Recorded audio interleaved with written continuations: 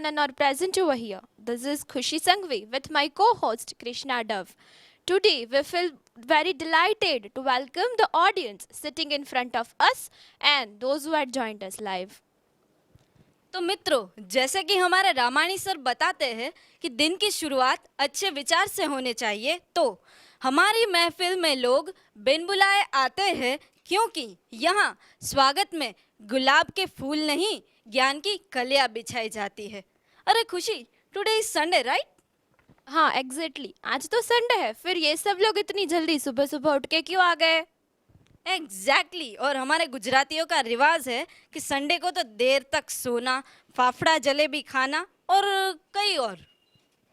हाँ भाई, मेरा तो फाफड़ा के बिना दिन ही नहीं होता। पर मेरे को पता है ये सब लोग इतने सुबह उठ के क्यों आ गए, क्योंकि ये सब लोग यूपीएससी के एस्पायरेंट्स हैं। इनके लिए ना तो संडे है ना ही मंडे है, सारे दिन एक जैसे होते हैं। As every day counts and makes the difference. हाँ एकदम सही है। तो चलो आज हम अरे रुक रुक भाई, मेरे दिमाग में है ना कुछ चल रहा है, पहले तो उसका सॉल्यूशन दे दे। तुझे पता है उसके बिना मेरे को चैन नहीं आने वाला है। हाँ बोल दे भाई। तुझे पता है मैंने तो अपना सामान पैक कर दिया है। क्यों, तुझे कहाँ जाना है? मेरे को ये अर्थ की कंडीशन देख के ऐसा लगता है कि हम सभी को अपना सामान पैक करके कभी भी बस पकड़कर या तो मार्स या फिर जुपिटर पे जाना पड़ सकता है। हाँ यार, यू आर 100% राइट। हमारे अर्थ की प्रॉब्लम्स बढ़ते ही जा रही है नेचर के रिलेटेड, जैसे कि पॉल्यूशन बढ़ता जा रहा है, global warming, natural disaster and many more. Yes Krishna, this is a very big issue. पर हम सिर्फ ये प्रॉब्लम्स ही डिस्कस करते रहेंगे, सॉल्यूशन का क्या? नहीं नहीं, ऐसे थोड़ी चलेगा। प्रॉब्लम है तो सॉल्यूशन तो चाहिए ही चाहिए। अरे यार, पर कब तक हम दोनों ऐसे बोलते रहेंगे? ये सब पक गए होंगे। तो चलो इस प्रॉब्लम का सॉल्यूशन हम इन सब के पास से ही जानते हैं। हाँ, पर मैंने कुछ वर्ड सुना है, जैसे कि यूएनएफसीसी करके कुछ ऑर्गेनाइजेशन है, COP27, रियो समिट, फिर क्योटो प्रोटोकॉल। पर मैंने तो सिर्फ नाम सुना है भाई, नॉलेज तो बहुत दूर की बात है। हाँ यार, इन सब का नॉलेज तो मेरे पास भी नहीं है, पर जिसके पास रामाणी सर और संकेत सर जैसे गुरु हो, उन्हें चिंता की क्या बात। Yes exactly. तो फिर हम स्टेज पर रामाणी सर और संकेत सर को इनवाइट करते हैं कि वो आए और अपने नॉलेज की बारिश बारिश करें। Sir please.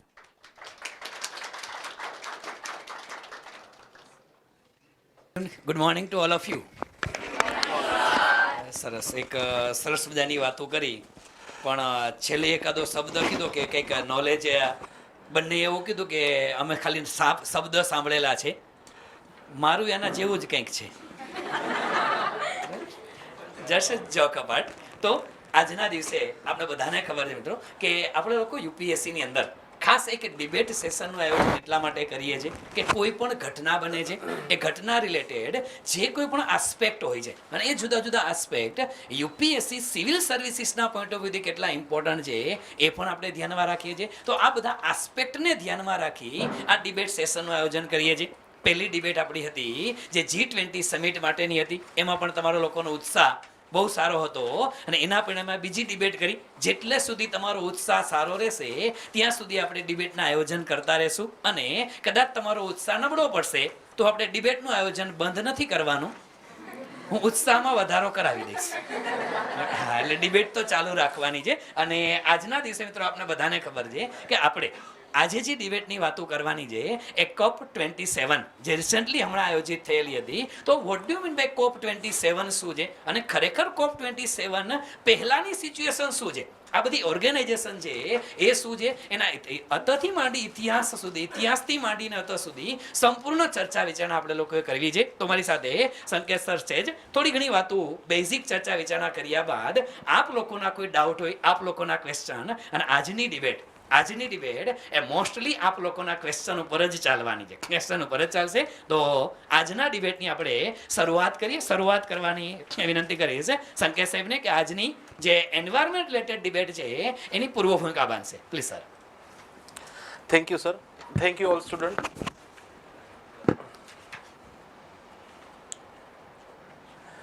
આપે જોયું હશે કે આજની ડિબેટનો આપણો વિષય છે UNFCCC COP27 Rio summit net zero emission. સૌપ્રથમ તો આપણે શરૂઆત કરીએ પહેલા થોડી ઘણી પૂર્વ ભૂમિકા જે સાહેબે વાત કરી કે ભાઈ આજે પર્યાવરણના શું પ્રશ્ન છે, ભવિષ્યનું શું આયોજન છે, અત્યારે જે રિસેન્ટલી COP27નું જે આયોજન થયું છે એના પરિપ્રેક્ષની અંદર ભૂતકાળમાં શું કયા પ્રકારના વૈશ્વિક કક્ષાએ આયોજન થયેલા છે, એનું પરિણામ શું છે, એના હિસાબે COP27માં એ પહેલાની કે જેટલી COP સમિટ થઈ એમાં શું વાતો થઈ છે, શું નિર્ણય આવ્યા છે અને ભવિષ્યમાં ભારતનું શું આયોજન છે, એના ઉપર આપણે વ્યાપક અલગ અલગ પોઈન્ટ્સ ઓફ વ્યૂથી ચર્ચા કરીશું. સાથે તમારી સાથે થોડી ઘણી પ્રશ્નોત્તરી કરીશું અને આપણો વાર્તાલાપ આગળ આજે પર્યાવરણ ઉપર ચાલુ રહેશે. સૌપ્રથમ તો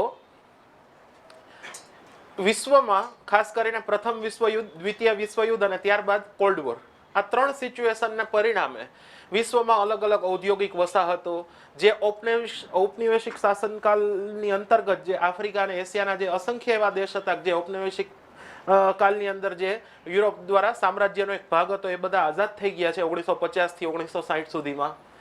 પરંતુ દરેક જગ્યાએ ભૂખમરો, ગરીબી, બેરોજગારી આ એક વ્યાપક પ્રશ્ન છે.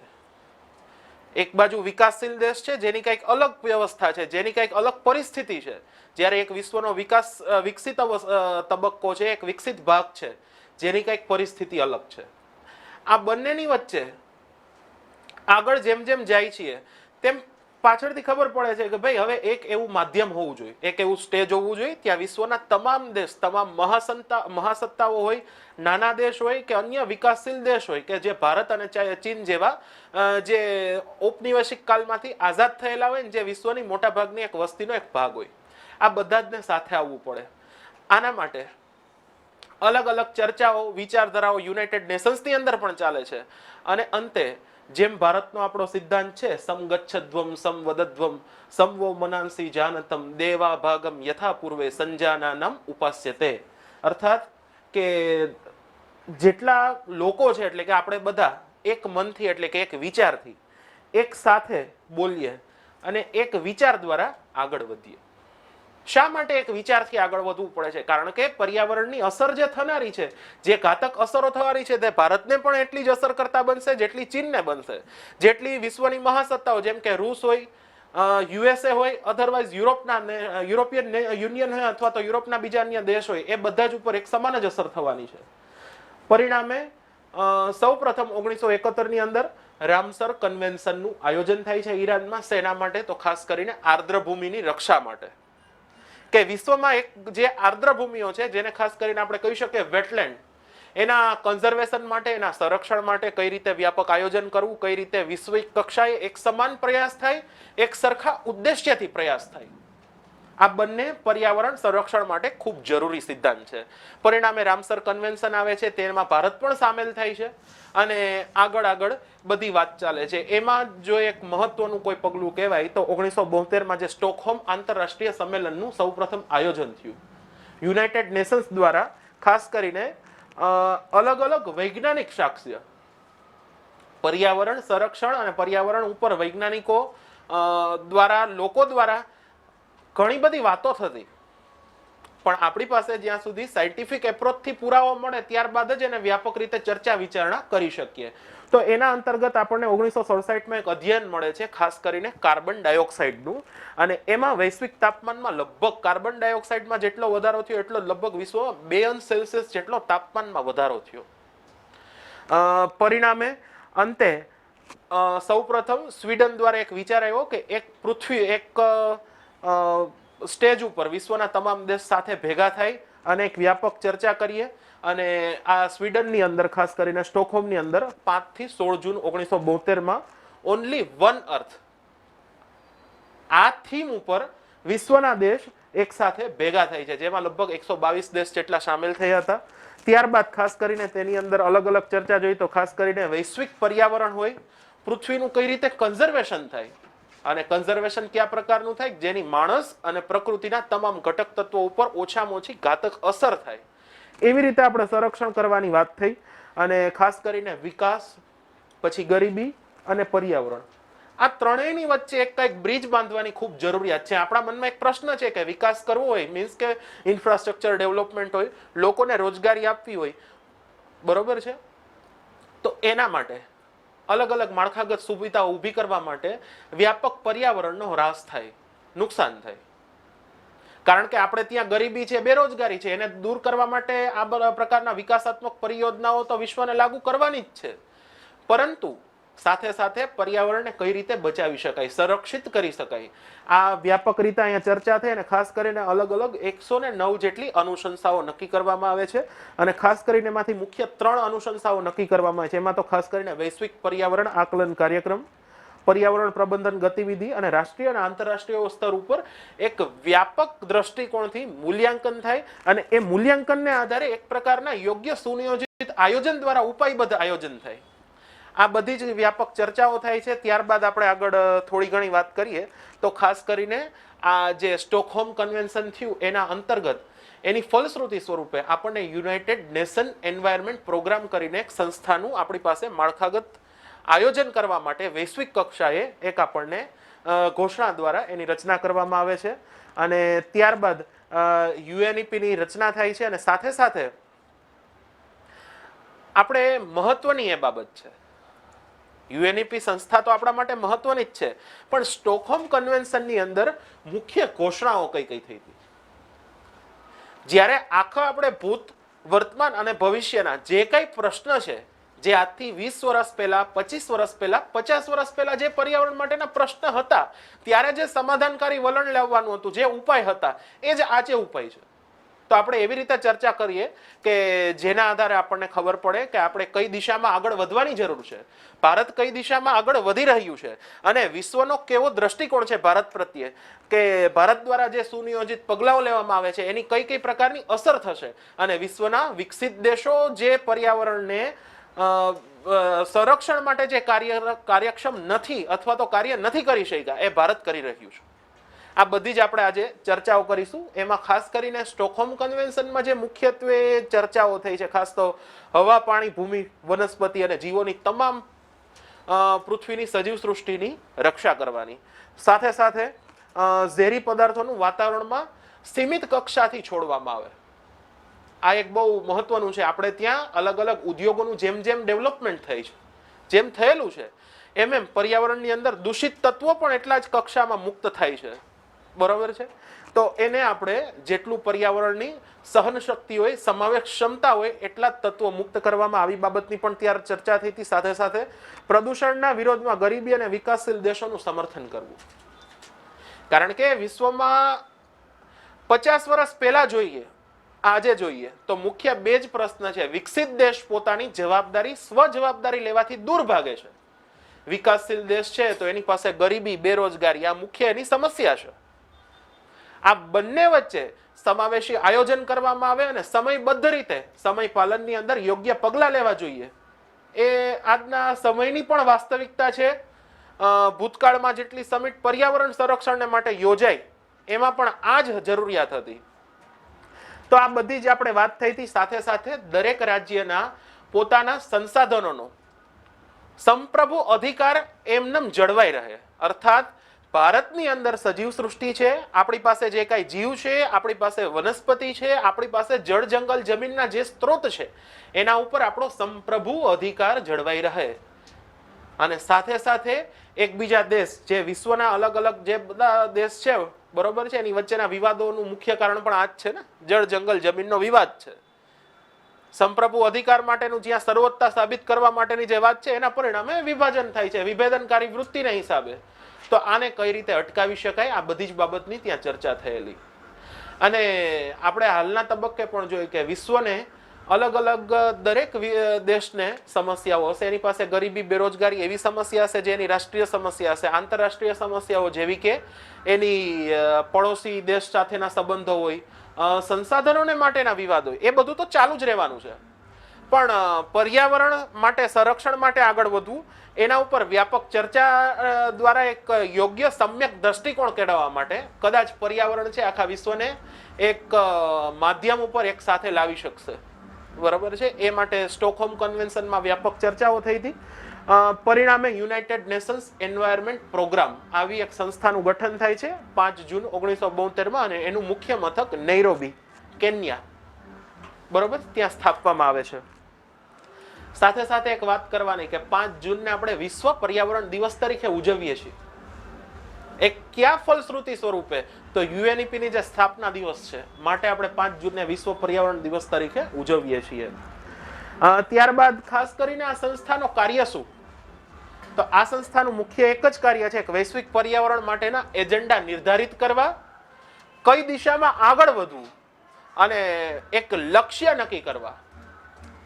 જ્યારે કોઈ પણ માણસ હોય, કોઈ પણ દેશ હોય, કોઈ પણ પ્રશાસન હોય કે કોઈ પણ સંગઠન હોય, એને સૌપ્રથમ તો પોતાના લક્ષ્ય નક્કી કરવા પડે કે એને કઈ દિશામાં આગળ વધવાનું છે, ક્યાં સુધી પહોંચવાનું છે. એના બાદ એની દિશા નક્કી થશે. એના બાદ એના જેને કહીને કે એની માટેના એક લક્ષ્ય પહેલા નક્કી કરો તો એના આધારે એનું યોગ્ય કઈ રીતે સુચારું આયોજન કરવું એ નક્કી થાય. એમાં પર્યાવરણ સંરક્ષણમાં યુએનઈપી નું વૈશ્વિક કક્ષાએ કઈ રીતે આયોજન કરવું એ માટેનું મુખ્ય એક પાસું નક્કી કરવામાં આવ્યું છે, એનું મુખ્ય કાર્ય નક્કી કરવામાં આવ્યું, નિર્ધારિત કર્યું.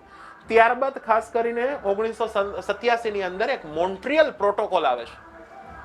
હવે આ મોન્ટ્રીયલ પ્રોટોકોલ શું છે? ખાસ કરીને 16 ડિસેમ્બર 1987 ની અંદર આવે છે અને ઓઝોન ક્ષય પેદા કરનાર અલગ અલગ જે તત્વો છે એને રોકવામાં આવે, એનો જે વાતાવરણમાં મુક્ત કરવામાં આવે છે, ફેલાવો કરવામાં આવે છે, એને અટકાવવામાં આવે અને તેની અંદર ખાસ કરીને લગભગ 99% સુધી આપણે ઘટાડો કરવાનો એના ઉત્સર્જનનો, કે પરિણામે આપણે ઓઝોન ડિપ્લેશન જે થાય છે, બરોબર છે, જે પૃથ્વીના એક આવરણને અને સજીવ સૃષ્ટિને એઝ ઇટ ઇઝ ટકાવી રાખવા માટે ઓઝોન ખૂબ જરૂરી માધ્યમ છે, બરોબર છે. ઓઝોનનો ક્ષય ઘટે તેના માટે ખાસ કરીને ક્લોરોફ્લોરોકાર્બન બરોબર, CFC, જેનો મુક્ત કરવાનું, અટકાવવાની વાત હોય.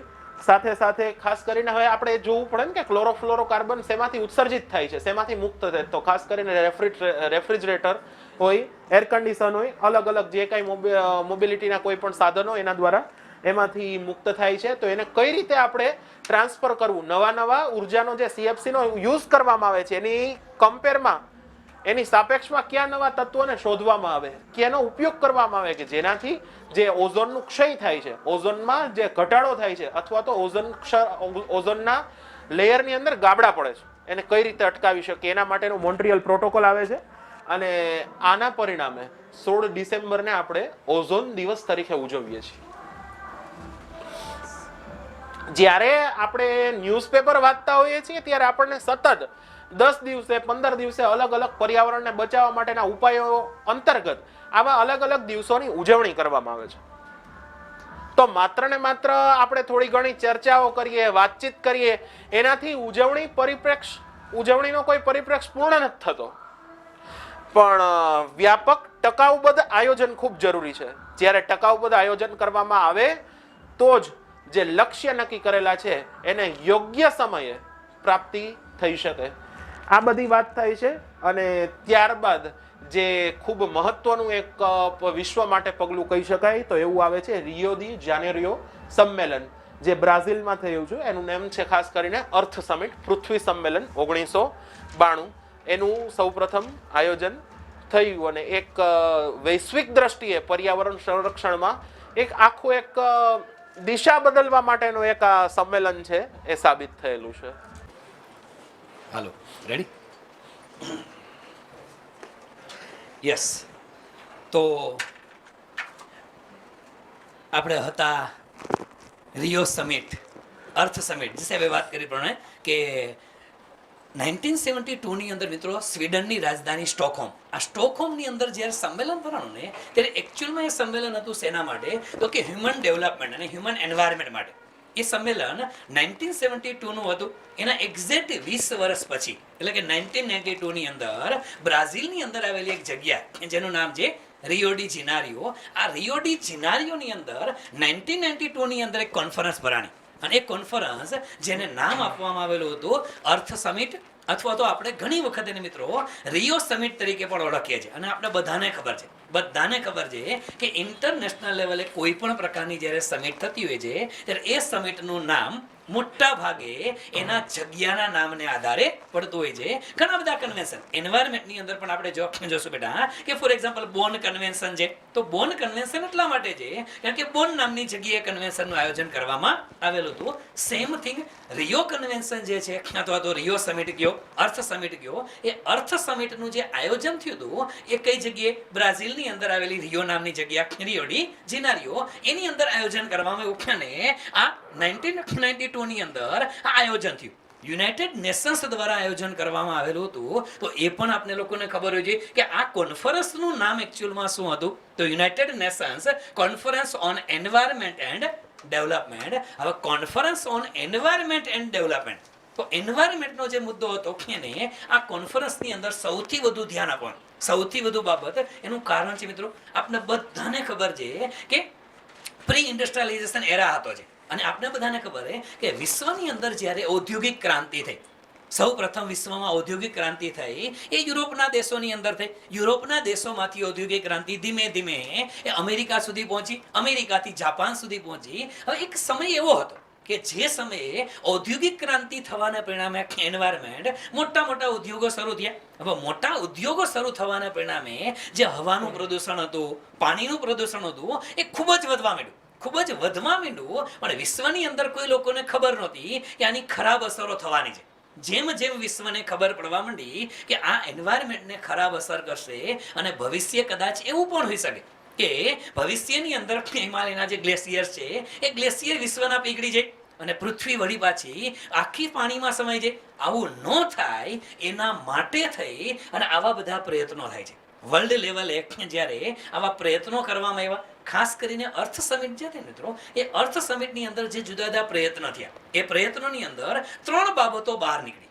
રિયો સમિટની જે 3 ફલશ્રુતિ કહેવાય, 3 બાબતો આ રિયો સમિટના પરિણામે આવેલી હતી. અને એ 3 બાબતોની અંદર જે છે એમાં સૌથી પહેલી બાબત આવેલી હતી કે United Nations framework convention on climate change, જેને આપણે લોકો UNFCCC તરીકે ઓળખીએ છીએ. તો આ UNFCCC અને ખરેખર આપણે જે ટોપિકની ચર્ચા કરવા માટે ભેગા થયા છીએ કે સર COP27 જે તાજેતરની અંદર આયોજિત થઈ ગઈ, તો COP27 છે એ ખરેખર શું છે? તો એ COP27 હોય એ બધી આની મીટિંગ છે.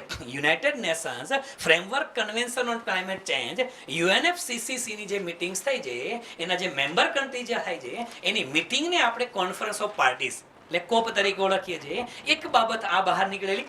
બીજી બાબત અર્થ સમિટની અંદર જે બહાર નીકળેલી હતી એ નીકળી હતી કે સૌથી વધુ અગત્યની બાબત કે convention on combat ડેઝર્ટિફિકેશન. Combat desertification અને કોમ્બેટ ડેઝર્ટિફિકેશન આપણા માટે ઇમ્પોર્ટન્ટ એટલા માટે છે કે કદાચ તમારામાંથી કોઈ વિદ્યાર્થીએ UPSC 2020ના મેઇન્સના પેપર જોયા હશે. UPSC 2020 મેઇન્સનું પેપર, એ મેઇન્સના પેપરની અંદર જે પહેલો પેપર છે GS paper number 1, GS paper number 1 ની અંદર ડેઝર્ટિફિકેશન રિલેટેડ સવાલ પૂછાણો.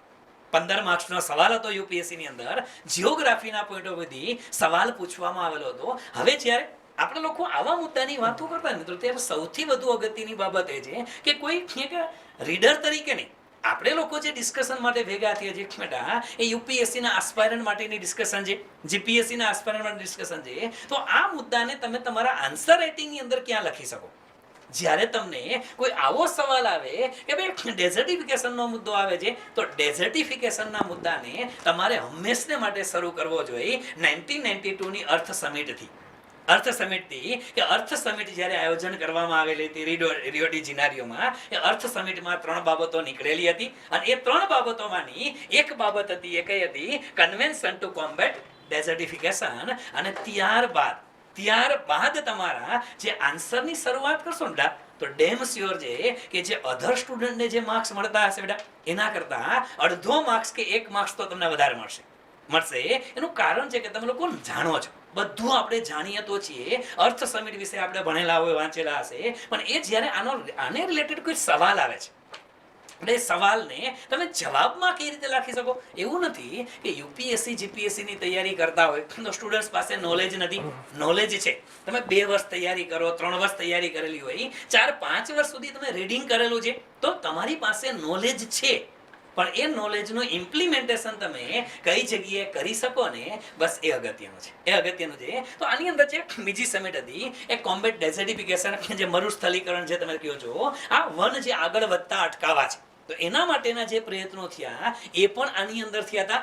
અર્થ સમિટની ફળશ્રુતિ છે, અને અર્થ સમિટની ત્રીજી ફળશ્રુતિ હતી એ convention on biological diversity. Biological diversity છે એનું પણ તમે રક્ષણ કરવા માટેનું આ ત્રીજી બાબત હતી. એટલે ખરેખર અર્થ સમિટની અંદર આપણે એવું જ જાણતા હોય કે સર અર્થ સમિટ થઈ તો એમાંથી એક પેલી બાબત આવી UNFCCC, પણ ખરેખર એવું નથી. અર્થ સમિટની બાબત અંદર નીકળેલી આ ત્રણ બાબતો મુખ્ય છે. પણ એ ત્રણ બાબતોમાંથી જે સૌથી વધુ મહત્વની બાબત છે એ કઈ છે? UNFCCC છે. એનું કારણ કે સૌથી વધુ મહત્વ એને આપવામાં આવ્યું 1992 ની અંદર કોન્ફરન્સમાં નક્કી કરવામાં આવ્યું. ત્યાર પછી 1994 ઓનવર્ડ આના ઉપર સિગ્નેચર કરવામાં આવ્યું.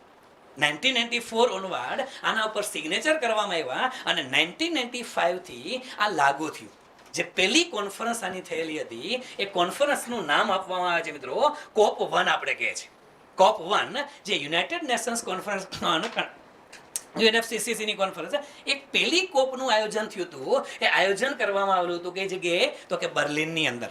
બર્લિનમાં પહેલી કોપનું આયોજન થયેલું હતું. અને આપણે બધાને ખબર છે કે અત્યારે છેલ્લી જે કોપ થઈ એ મિશ્ર દેશમાં. મિશ્ર એટલે આપણે લોકો ખરેખર મિશ્ર છે એટલે ઇજિપ્ત દેશ છે એને મિશ્ર દેશ તરીકે આપણે ઓળખીએ છીએ. તો છે તે પોતાની ભાષાની અંદર મિશ્ર રાજ્ય તરીકે ઓળખીએ છીએ. ઇજિપ્ત આવતું અંગ્રેજી નામ છે એવું છે. પણ મિશ્ર રાજ્યની અંદર જે અત્યારે COP27 નું આયોજન થયું.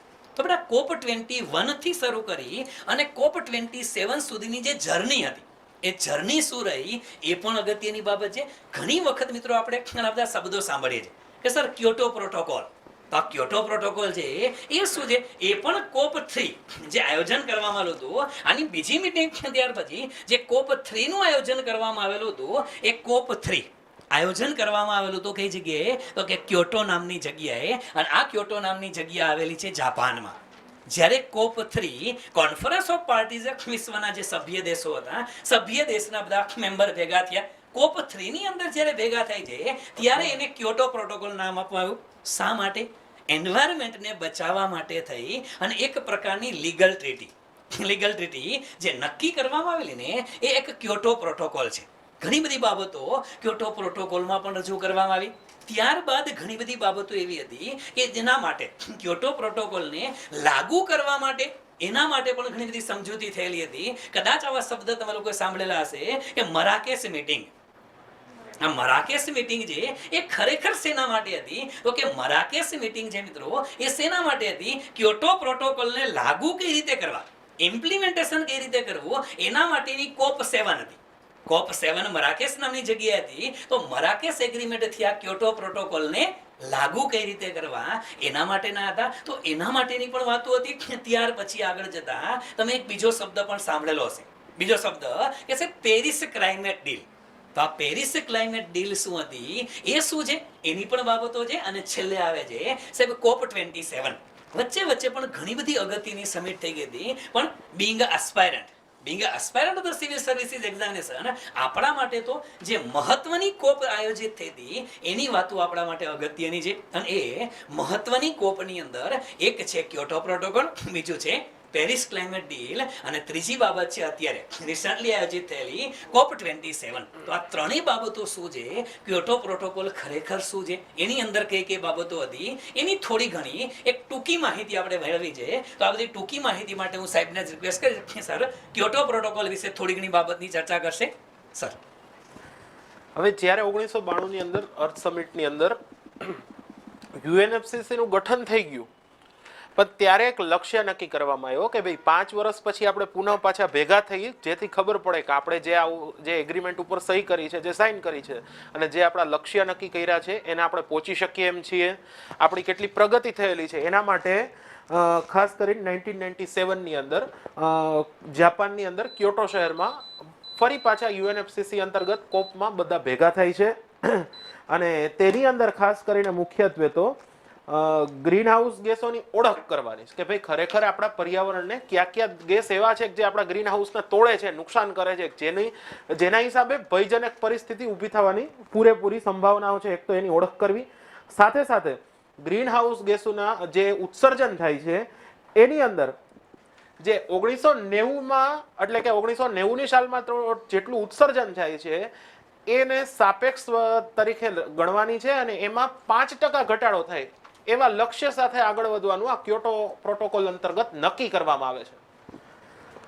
હવે આ બધી વાત તો થાય છે કે વિકસિત અને વિકાસશીલ દેશ 5% ઘટાડશે, ઘણા બધા ક્લેશિસ થાય છે, પ્રશ્ન પણ થાય છે, પરંતુ આગળ જઈએ તેમ એક વાત અહીંયા ખાસ સમજવાની છે કે આ કોઈ વસ્તુ ફરજિયાત નથી, જેને આપણે કહીએ નોન બાઇન્ડિંગ, કે ફરજ નથી પાડવાની. તમે એગ્રીમેન્ટમાં સ્વયં ઈચ્છાથી કોઈ પણ દેશ સામેલ થાય છે તો કંઈ વાંધો નહીં, સામેલ ભલે થાય, પણ એ પોતે પ્રયત્ન કરશે. એના ઉપર કોઈ ફરજ પાડવાની વાત નથી કે ફરજિયાત એને આટલો ઘટાડો કરવાનો, ફરજિયાત એને ગ્રીન ફાઇનાન્સમાં કે ક્લાઇમેટ ફાઇનાન્સમાં આટલું ફંડ આપવાનું, એવી કોઈ બાબત નથી. આ બધી જ બાબત ખાસ કરીને ક્યોટો પ્રોટોકોલમાં વાત કરવામાં આવી છે ને આ સમયે ખાસ કરીને ન્યુઝીલેન્ડ દ્વારા એક અલગ જ પ્રકારનો એક ઇનોવેશન્સ લેવામાં આવ્યું. સૌપ્રથમ કાર્બન ટેક્સ કરીને જે આપણે કહીએ છીએ ઇમ્પ્લિમેન્ટ કરી દીધું એમણે ન્યુઝીલેન્ડમાં કે ભાઈ કઈ રીતે આપણે ગ્રીન હાઉસ ગેસ ઘટાડી શકીએ, એના માટે ફંડિંગ કઈ રીતે ઊભું કરી શકીએ, આ બધું જે કરે છે. પરંતુ આમાં જોઈએ તેવી કોઈ સફળતા આપણને હાંસલ નથી થતી. શા માટે નથી થતી? એના મૂળમાં એક જ વસ્તુ છે, સતત વિકસિત અને વિકાસશીલ દેશ બંને વચ્ચે સતત ક્લેશ થયેલું છે. કારણ કે વિકાસશીલ દેશ એવું કહે છે કે ભાઈ અમારે તો બેરોજગારી છે, અમારે ગરીબી છે, એને દૂર કરવા માટે ઔદ્યોગિક વસાહતો વિકસાવવી પડશે, સાથે સાથે વિકાસાત્મક પરિયોજનાને ડેવલપમેન્ટ કરવા માટે પણ પર્યાવરણનો રાસ થશે, પર્યાવરણને થોડો ઘણો નુકસાન થશે, બરોબર છે. જ્યારે વિકસિત દેશ એવું કહે છે કે ભાઈ વિશ્વની અંદર જે કાંઈ પર્યાવરણ સંરક્ષણ માટે એકસરખી ભાગીદારી, અને જ્યારે વિકાસશીલ દેશની એક જ વાત હશે કે ભાઈ જેનું ઉત્સર્જન વધુ, જે ઉત્સર્જનની માત્રા વધુ ઉત્પન્ન કરે છે એને પોતાને જેટલું ઊંચું ઉત્સર્જન એ પ્રમાણે એને એટલું ગ્રીન ફાઇનાન્સની અંદર પ્રયત્નની અંદર વધુ ફાળો આપવાનો, વધુ સહભાગી થવાનું.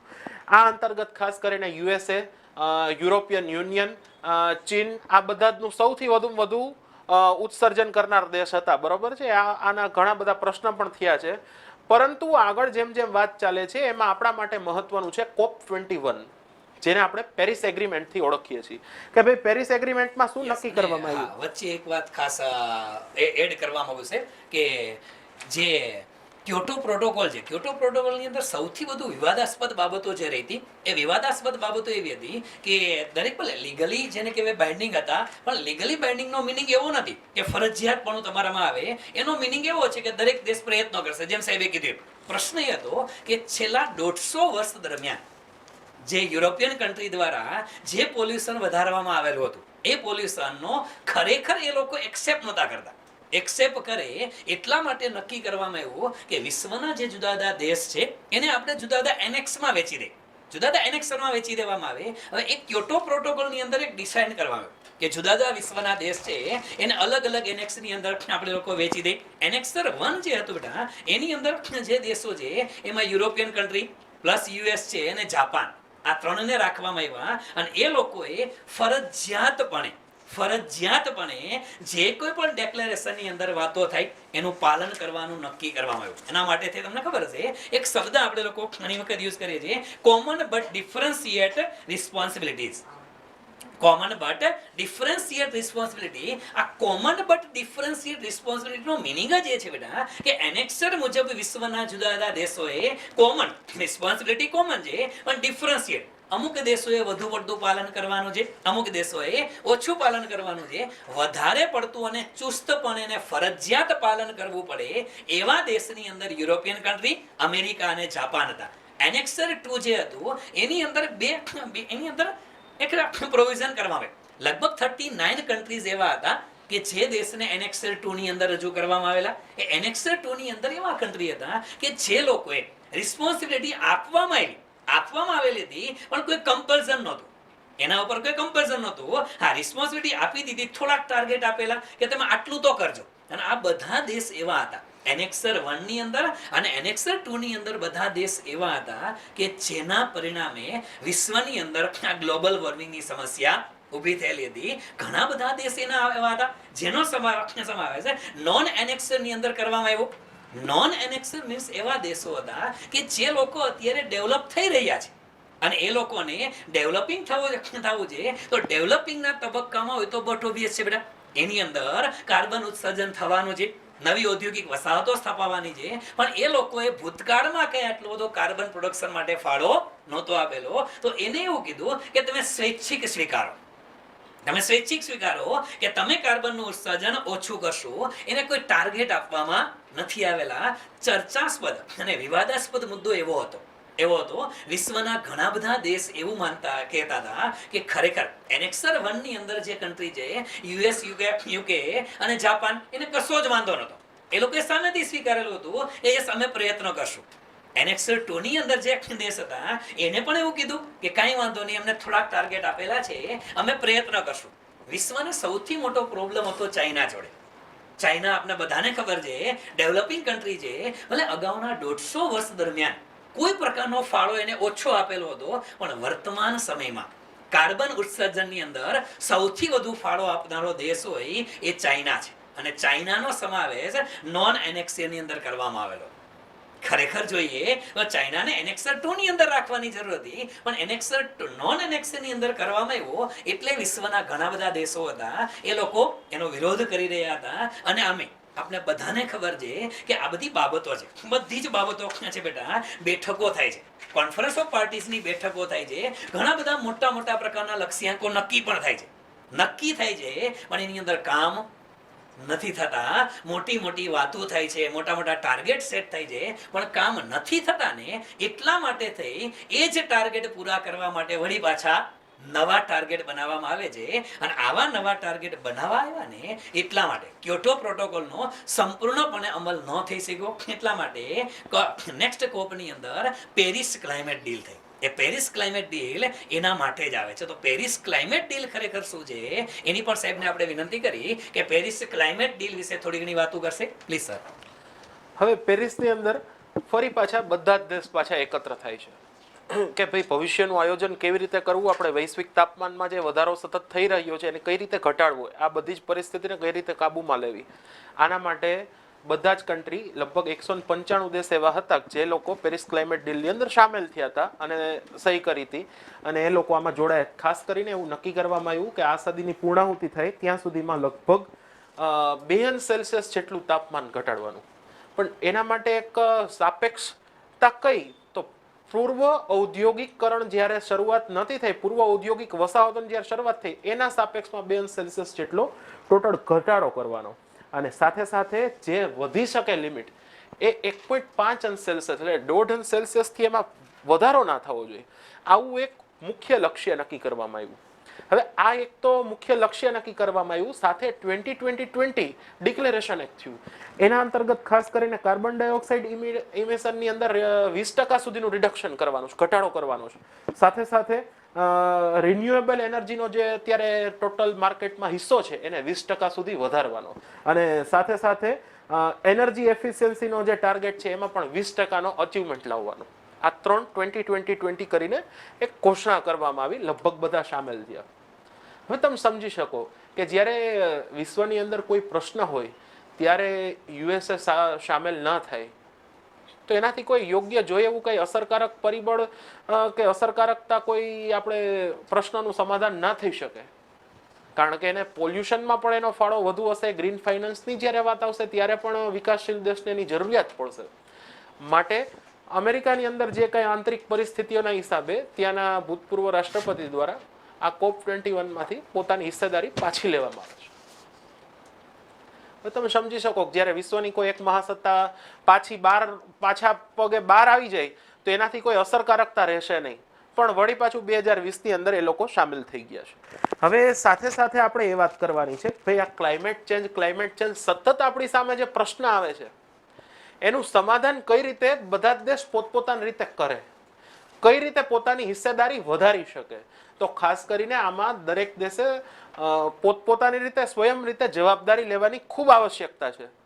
પોતાને ત્યાં થતું ઇન્ડસ્ટ્રીયલ ડેવલપમેન્ટ હોય, પોતાને માટેની ઉર્જાની જરૂરિયાતના જે અલગ અલગ સાધનો હોઈ શકે એની અંદર રિન્યુએબલ એનર્જીનો પાર્ટીશન ખૂબ વધારવામાં આવે. સાથે સાથે પોતાના અને અન્ય દેશ સાથેના વિવાદમાં વચ્ચે ક્યાંય પર્યાવરણને નુકસાન થવાની ક્યાંય બાબત ના આવવી જોઈએ. વિવાદ અલગ વસ્તુ છે, પર્યાવરણનું સંરક્ષણ કરવું એક અલગ બાબત છે. આ બધી જ બાબતોને ખાસ ધ્યાનમાં રાખવાની જરૂર છે. અને ત્યાં પણ વળી પાછું એવું નક્કી કરવામાં આવ્યું કે 5 વર્ષ પછી ફરી પાછા બધા ભેગા થઈ અને જોઈએ કે આપણે આ ટાર્ગેટ જે નક્કી કર્યા છે, આપણે જે લક્ષ્ય નક્કી કર્યા છે એના સુધી કયા દેશની કેટલી પ્રગતિ છે. યુએનએફસીસી કોપની અંદર દરેક દેશે પોતાનો રિપોર્ટ આપવાની વાત હતી. આ બધી જ વાત COP21 એટલે કે Paris climate deal, Paris agreement જેને આપણે કહીએ છીએ, એમાં ખાસ કરીને બધી થઈ હતી. સાથે સાથે આમાં ખાસ કરીને ભારત પણ પોતે સક્રિય થયેલું છે. ખૂબ મોટા પાયા ઉપર ભારત સક્રિય થઈ ગયું છે. શા માટે? કારણ કે ડે બાય ડે ભારતનો વસ્તીમાં વધારો થઈ રહ્યો છે. સાથે સાથે આપણું ઔદ્યોગિકરણ પણ થઈ રહ્યું છે. પરિણામે આપણે ત્યાં ઉર્જાની વ્યાપક જરૂરિયાત ઊભી થઈ રહી છે.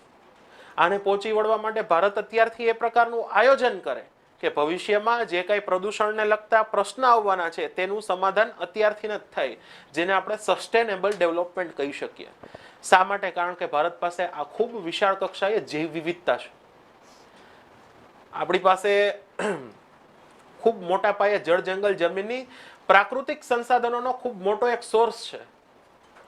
તેનો રાસ નથી કરવાનો, એની બચત કરવાની છે. ભવિષ્યની પેઢીને એનો બધાનો એમાંથી મળનારો બેનિફિટ મળતો રહે સતત.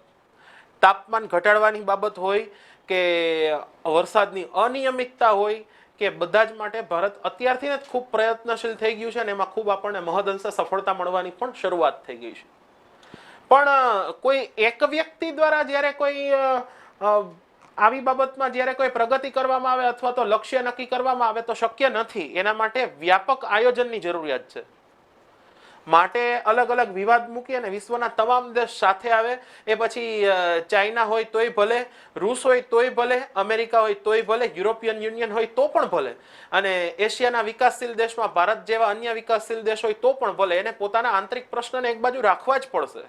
અને એક યુએનએફસીસીના જે કોપ માધ્યમ છે એના દ્વારા એક સાથે આવવાની જરૂર છે. પોતપોતાના સ્પષ્ટ મત રાખવાની જરૂર છે. કારણ કે ભારતની ખૂબ વિશાળ જનસંખ્યા છે. એની સામે ઔદ્યોગિક ડેવલપમેન્ટ કરવું છે, ઇન્ડસ્ટ્રીયલ ડેવલપમેન્ટ કરવું છે, તો એના માટે ગ્રીન ફાઇનાન્સની ખૂબ આવશ્યકતા છે. તો એ પણ આપણે એક સોર્સ ઊભો કરવાની જરૂર રહેશે. એમાં વિશ્વના વિકસિત દેશો આપણને ટેકનોલોજીથી મદદરૂપ થાય. ખાસ કરીને કોણ? ભારત જેવા વિકાસશીલ દેશ છે. પછી જે આફ્રિકાના દેશ હોય તોય ભલે, સાઉથ ઇસ્ટ એશિયાના દેશ હોય તોય ભલે, આ બધા જને ખાસ ઉપયોગી થાય. સાથે સાથે જે ખનિજ તેલ ઉપરની જે આપણી નિર્ભરતા છે, ખનિજ તેલ હોય, કોલસો હોય, આ બધા તો જે પ્રાકૃતિક સીમિત સ્ત્રોત છે, એ આજે 50 વર્ષે, 100 વર્ષે, 200 વર્ષે એમાં પૂર્ણાહુતિ થશે જ. એમાં કોઈ બેમત નથી. તો એ સમયે કોઈ બીજું અન્ય કાંઈ નુકસાની ન આવે, આપણી જે કાંઈ જરૂરિયાત કઈ રીતે પહોંચી વળે, આ બધા જ માટે ભારત જેવા સમગ્ર દેશોએ આયોજન કરવાની તાતી જરૂરિયાત છે. એમાં ખૂબ સક્રિયતાથી ભારત આગળ વધે છે. એના અંતર્ગત 5 વર્ષનો COP21માં જે નક્કી કર્યો હતો પેરિસ ક્લાઇમેટ ડીલમાં કે ફરી પાછા 5 વર્ષે આપણે ભેગા થશું, એમાં COP26 ગ્લાસગો સમિટ યોજાણી. સ્કોટલેન્ડની અંદરના ગ્લાસગોમાં સમિટ યોજાઈ, જેની અંદર ભારતના વડાપ્રધાન શ્રી સામેલ થયા હતા. આપણા માટે મહત્વની બાબત એ છે COP26 ની અંદર ભારત સામેલ તો થયું, પણ ભારતે જે કાંઈ પુનઃપ્રાપ્ય ઉર્જા સ્ત્રોત માટેના પ્રયત્ન કર્યા છે, જે કાંઈ જળ જંગલ જમીનને બચાવવા માટેના પ્રયત્ન કર્યા છે, અને પોતાનાથી જે અન્ય દેશ છે એને કઈ રીતે મદદ કરવી, પડોશી દેશને મદદ કરવાની બાબત હોય કે સોલાર એનર્જીની અંદર, વિન્ડ એનર્જીની અંદર કઈ રીતે આપણે વ્યાપક રીતે ઇન્વેસ્ટમેન્ટ થઈ શકે, કઈ રીતે એનો ઉપયોગ વધુમાં વધુ થઈ શકે, આ બધી જ બાબત ઉપર ભારતે વ્યાપક ગ્લાસગો સમિટની અંદર વાત કરી છે. એમાં ખાસ કરીને ભારતે પંચામૃત ડિક્લેરેશન આપ્યું છે કે ભારતે એવા 5 લક્ષ્ય નક્કી કર્યા કે જે લક્ષ્યને પોતે સમયાંતરે 2030 અને 2070 સુધીમાં પૂર્ણ કરશે, અને એના ઉપર એક ચોક્કસ રણનીતિનું નિર્દેશન કરશે, એક બનાવશે, એક યોજના બનાવશે કે જેના આધારે આ લક્ષ્યને પહોંચી વળાય અને એક પર્યાવરણને ટકાવવા માટે એક વ્યાપક અને એક સશક્ત પગલાઓ દ્વારા આ જે રાસ થઈ રહ્યો છે એને ઘટાડી શકાય. એમાં પંચામૃત ડિક્લેરેશનની વાત કરીએ તો ભારતે એક સૌ પ્રથમ એમાં વાત કરી છે કે 2030 સુધીમાં નોન ફોસિલ એનર્જી છે એને નોન ફોસિલ એનર્જીને ખાસ કરીને 500 ગીગાવોટ સુધી ભારત છે નોન ફોસિલ એનર્જી દ્વારા પોતાનું ઉર્જાની જે કઈ જરૂરિયાત છે પૂરી કરશે. સાથે સાથે 2030 સુધીમાં 50% રિન્યુએબલ એનર્જી દ્વારા આપણો જે કઈ ઉર્જાનો ટોટલ જરૂરિયાત હશે એમાંથી 50% રિન્યુએબલ એનર્જી દ્વારા આપણે પૂર્ણ કરશું આપણી જરૂરિયાત. 2030 સુધીમાં 1 બિલિયન ટન ખાસ કરીને આપણે કાર્બન કેપ્ચર ઘટાડશું. સાથે સાથે 2030 સુધીમાં કાર્બન ઇન્ટેન્સિટીને લગભગ 45% સુધી ઘટાડવાની વાત કરી છે. અને આ ઉપરાંત એક 2070 સુધીમાં ઝીરો કાર્બન એમિશનનો ભારતે સૌપ્રથમ લક્ષ્ય નક્કી કર્યો. આ વિશ્વને આપણે ચોકસાઈ આપી. શા માટે? કારણ કે ભારત જ્યારે દરેક દેશ સ્વ જવાબદારી દ્વારા આગળ વધે, એ પછી વિકાસશીલ દેશ હોય તોય ભલે, વિકસિત દેશ હોય તોય ભલે, તો આ સમયે ભારતને હંમેશા ક્રિટિસાઇઝ કરવામાં આવતું વિકસિત દેશ દ્વારા કે ભાઈ તમે તો ઝીરો કાર્બન એમિશનની ક્યારે વાત કરશો, એવી તો તમે કોઈ ચોકસાઈ અથવા તો વિશ્વને એક પ્રતિબદ્ધતા નથી આપતા. આ સમયે ભારતે સૌપ્રથમ COP26 જાહેરાત કરી છે પંચામૃત ડિક્લેરેશન અંતર્ગત. હવે પ્રશ્ન એ થાય કે COP26 અંતર્ગત આપણે બધી જ જાહેરાત કરી દીધી, પણ ભવિષ્યનું આપણું આયોજન શું? ભારત કઈ રીતે આગળ વધી શકે? તો એમાં ખાસ કરી ભારતે વિશ્વને સાથે લઈને ઇન્ટરનેશનલ સોલાર એલાયન્સની સૌપ્રથમ વખત રચના કરી કે ખાલી માત્ર ને માત્ર ભારત એક રિન્યુએબલ એનર્જીમાં આગળ ન વધે, અન્ય સૂર્યપુત્ર નેશન્સ હોય કે પછી એમાં આવેલો સુધારો કે વિશ્વના તમામ દેશ એમાં સહભાગી થઈને આગળ વધી શકે. આ માટે ભારતે ખાસ કરીને વન અર્થ વન ગ્રીડ આ એક મહત્વનો સિદ્ધાંત આપ્યો કે ભાઈ વિશ્વ આખું વન ગ્રીડ એટલે કે એક જ માધ્યમ દ્વારા, એક જ લાઈન દ્વારા રિન્યુએબલ એનર્જીનો વ્યાપક રીતે ઉપયોગ કરી શકે. આ બધી જ ખાસ કરીને ભારતે વાત કરી છે. એમાં વિશ્વના મોટા ભાગના જે વિકાસશીલ દેશ છે આ ભારતની પ્રતિબદ્ધતામાં જોડાયા છે. ઇન્ટરનેશનલ સોલાર એલાયન્સની અંદર વ્યાપક રીતે સક્રિય પણ બનવા લાગ્યા છે.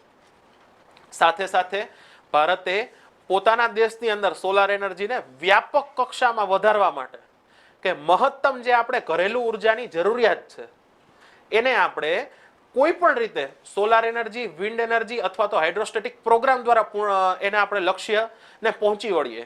એના માટે ખાસ કરીને નેશનલ સોલાર મિશન હોય, 2018માં એમની શરૂઆત કરવામાં આવી, કે પછી national wind solar action plan હોય. સાથે સાથે આપણી પાસે એવી ઘણી બધી નોન એગ્રીગેટ ફર્ટાઇલ લેન્ડ છે જેની અંદર કઈ ફળદ્રુપતા જોયેવી નથી, તો એ ભૂમિ હોય, ખેડૂતો પાસેની બંજર જમીન હોય, સાથે સાથે આપણી પાસે જળ જંગલ જમીનના પણ એવા સ્ત્રોત છે, અલગ અલગ મોટા તળાવ છે, તો એની અંદર ફ્લોટિંગ એનર્જી પાર્ક તૈયાર કરવામાં આવે, કે પછી આપણી પાસે મહામરુસ્થળ અને કચ્છના નાના અને મોટા રણની અંદર વિન્ડ પાર્ક તૈયાર કરવામાં આવે, સોલાર પાર્ક તૈયાર કરવામાં આવે. સાથે સાથે અસંખ્ય આપણી પાસે નદીના સ્ત્રોત છે. તો આ રિવર સિસ્ટમની અંદર કઈ રીતે આપણે હાઇડ્રોસ્ટેટિક એનર્જીનો મહત્તમ ઉપયોગ કરી શકીએ એના માટેની ભારતની અલગ અલગ ઘણી બધી પરિયોજના, હીરાકુંડ પરિયોજના હોય, ગુજરાતમાં આવેલી સરદાર સરોવર પરિયોજના હોય, કે પછી ભાખડાનાંગલ પરિયોજના હોય, આ બધા જનો આપણે વ્યાપક રીતે ભરપૂર ઉપયોગ કરવાની શરૂઆત કરી છે. ઘણી જગ્યાએ એવી પણ વાત છે કે સોલાર એનર્જી દ્વારા ટકાઉ વિકાસ શહેરમાં નહીં થઈ શકે. શા માટે? કારણ કે શહેરમાં તો ઇન્ફ્રાસ્ટ્રક્ચર ડેવલપમેન્ટ એ કક્ષાનું હશે કે ત્યાં આપણે એટલી સોલાર પ્લેટ્સ હોય કે બીજી કઈ વ્યવસ્થા નહીં થઈ શકે, વૈકલ્પિક વ્યવસ્થા રિન્યુએબલ એનર્જી માટે નહીં થઈ શકે. તો એના માટે આપણે ખાસ કરીને ગ્રામ્ય કક્ષાની જે જગ્યા છે આપણી પાસે એક એવી ખાસ કરીને જેને આપણે રૂરબન એરિયા કહીએ કે જે અર્બન અને રૂરલની વચ્ચેનો એરિયા, તો આવા નાના નાના શહેરને આપણે રિન્યુએબલ એનર્જી દ્વારા ડેવલપ કરીએ. અને એમાં ખાસ કરીને મહત્વનું જે ભારતે છેલ્લે મોઢેરાને સોલાર સિટી બનાવ્યું કે આખી શહેરની મોઢેરા સિટીની ટોટલ જેટલી ઉર્જાની જરૂરિયાત હોય, પછી ઘરેલું ઉર્જા હોય તોય ભલે, શહેરીકરણમાં રેસિડેન્શિયલ, નોન રેસિડેન્શિયલ કોઈ પણ પ્રકારની ઉર્જાની જરૂરિયાત હોય એ અત્યારે રિન્યુએબલ એનર્જી દ્વારા, સોલાર એનર્જી દ્વારા મળી શકે, પ્રાપ્ત થઈ શકે. એની વ્યાપક આપણે યોજના મૂકી છે. આ એક આપણી પાસે એક નાનો એવો ફ્લેગશિપ પ્રોગ્રામ થયો. સાથે સાથે પબ્લિક પાર્ટિસિપેશન્સ પણ ખૂબ જરૂરી છે. જો ભારતને સ્વચ્છ ભારત અંતર્ગત, મિશન અંતર્ગત આગળ વધારવું હોય, સ્વચ્છતામાં આગળ વધારવી હોય, તો સામાન્ય લોકોને જોડ્યા, પ્રશાસનના ઉચ્ચ હોદ્દા ઉપર રહેલ વ્યક્તિથી, ગ્રામ્ય કક્ષા હોય કે શહેરનો વિસ્તાર હોય, એમાં સામાન્ય માનવીને જોડ્યો, ત્યારે 5 વર્ષ 7 વર્ષની અંદર આપણા બધા જે લક્ષ્ય નક્કી કર્યા હતા સ્વચ્છ ભારતને આપણે પૂર્ણતા સુધી પહોંચી ગયા. એવી જ રીતે રિન્યુએબલ એનર્જીની અંદર પણ વ્યાપક રીતે લોકોને જોડવાની જરૂર છે.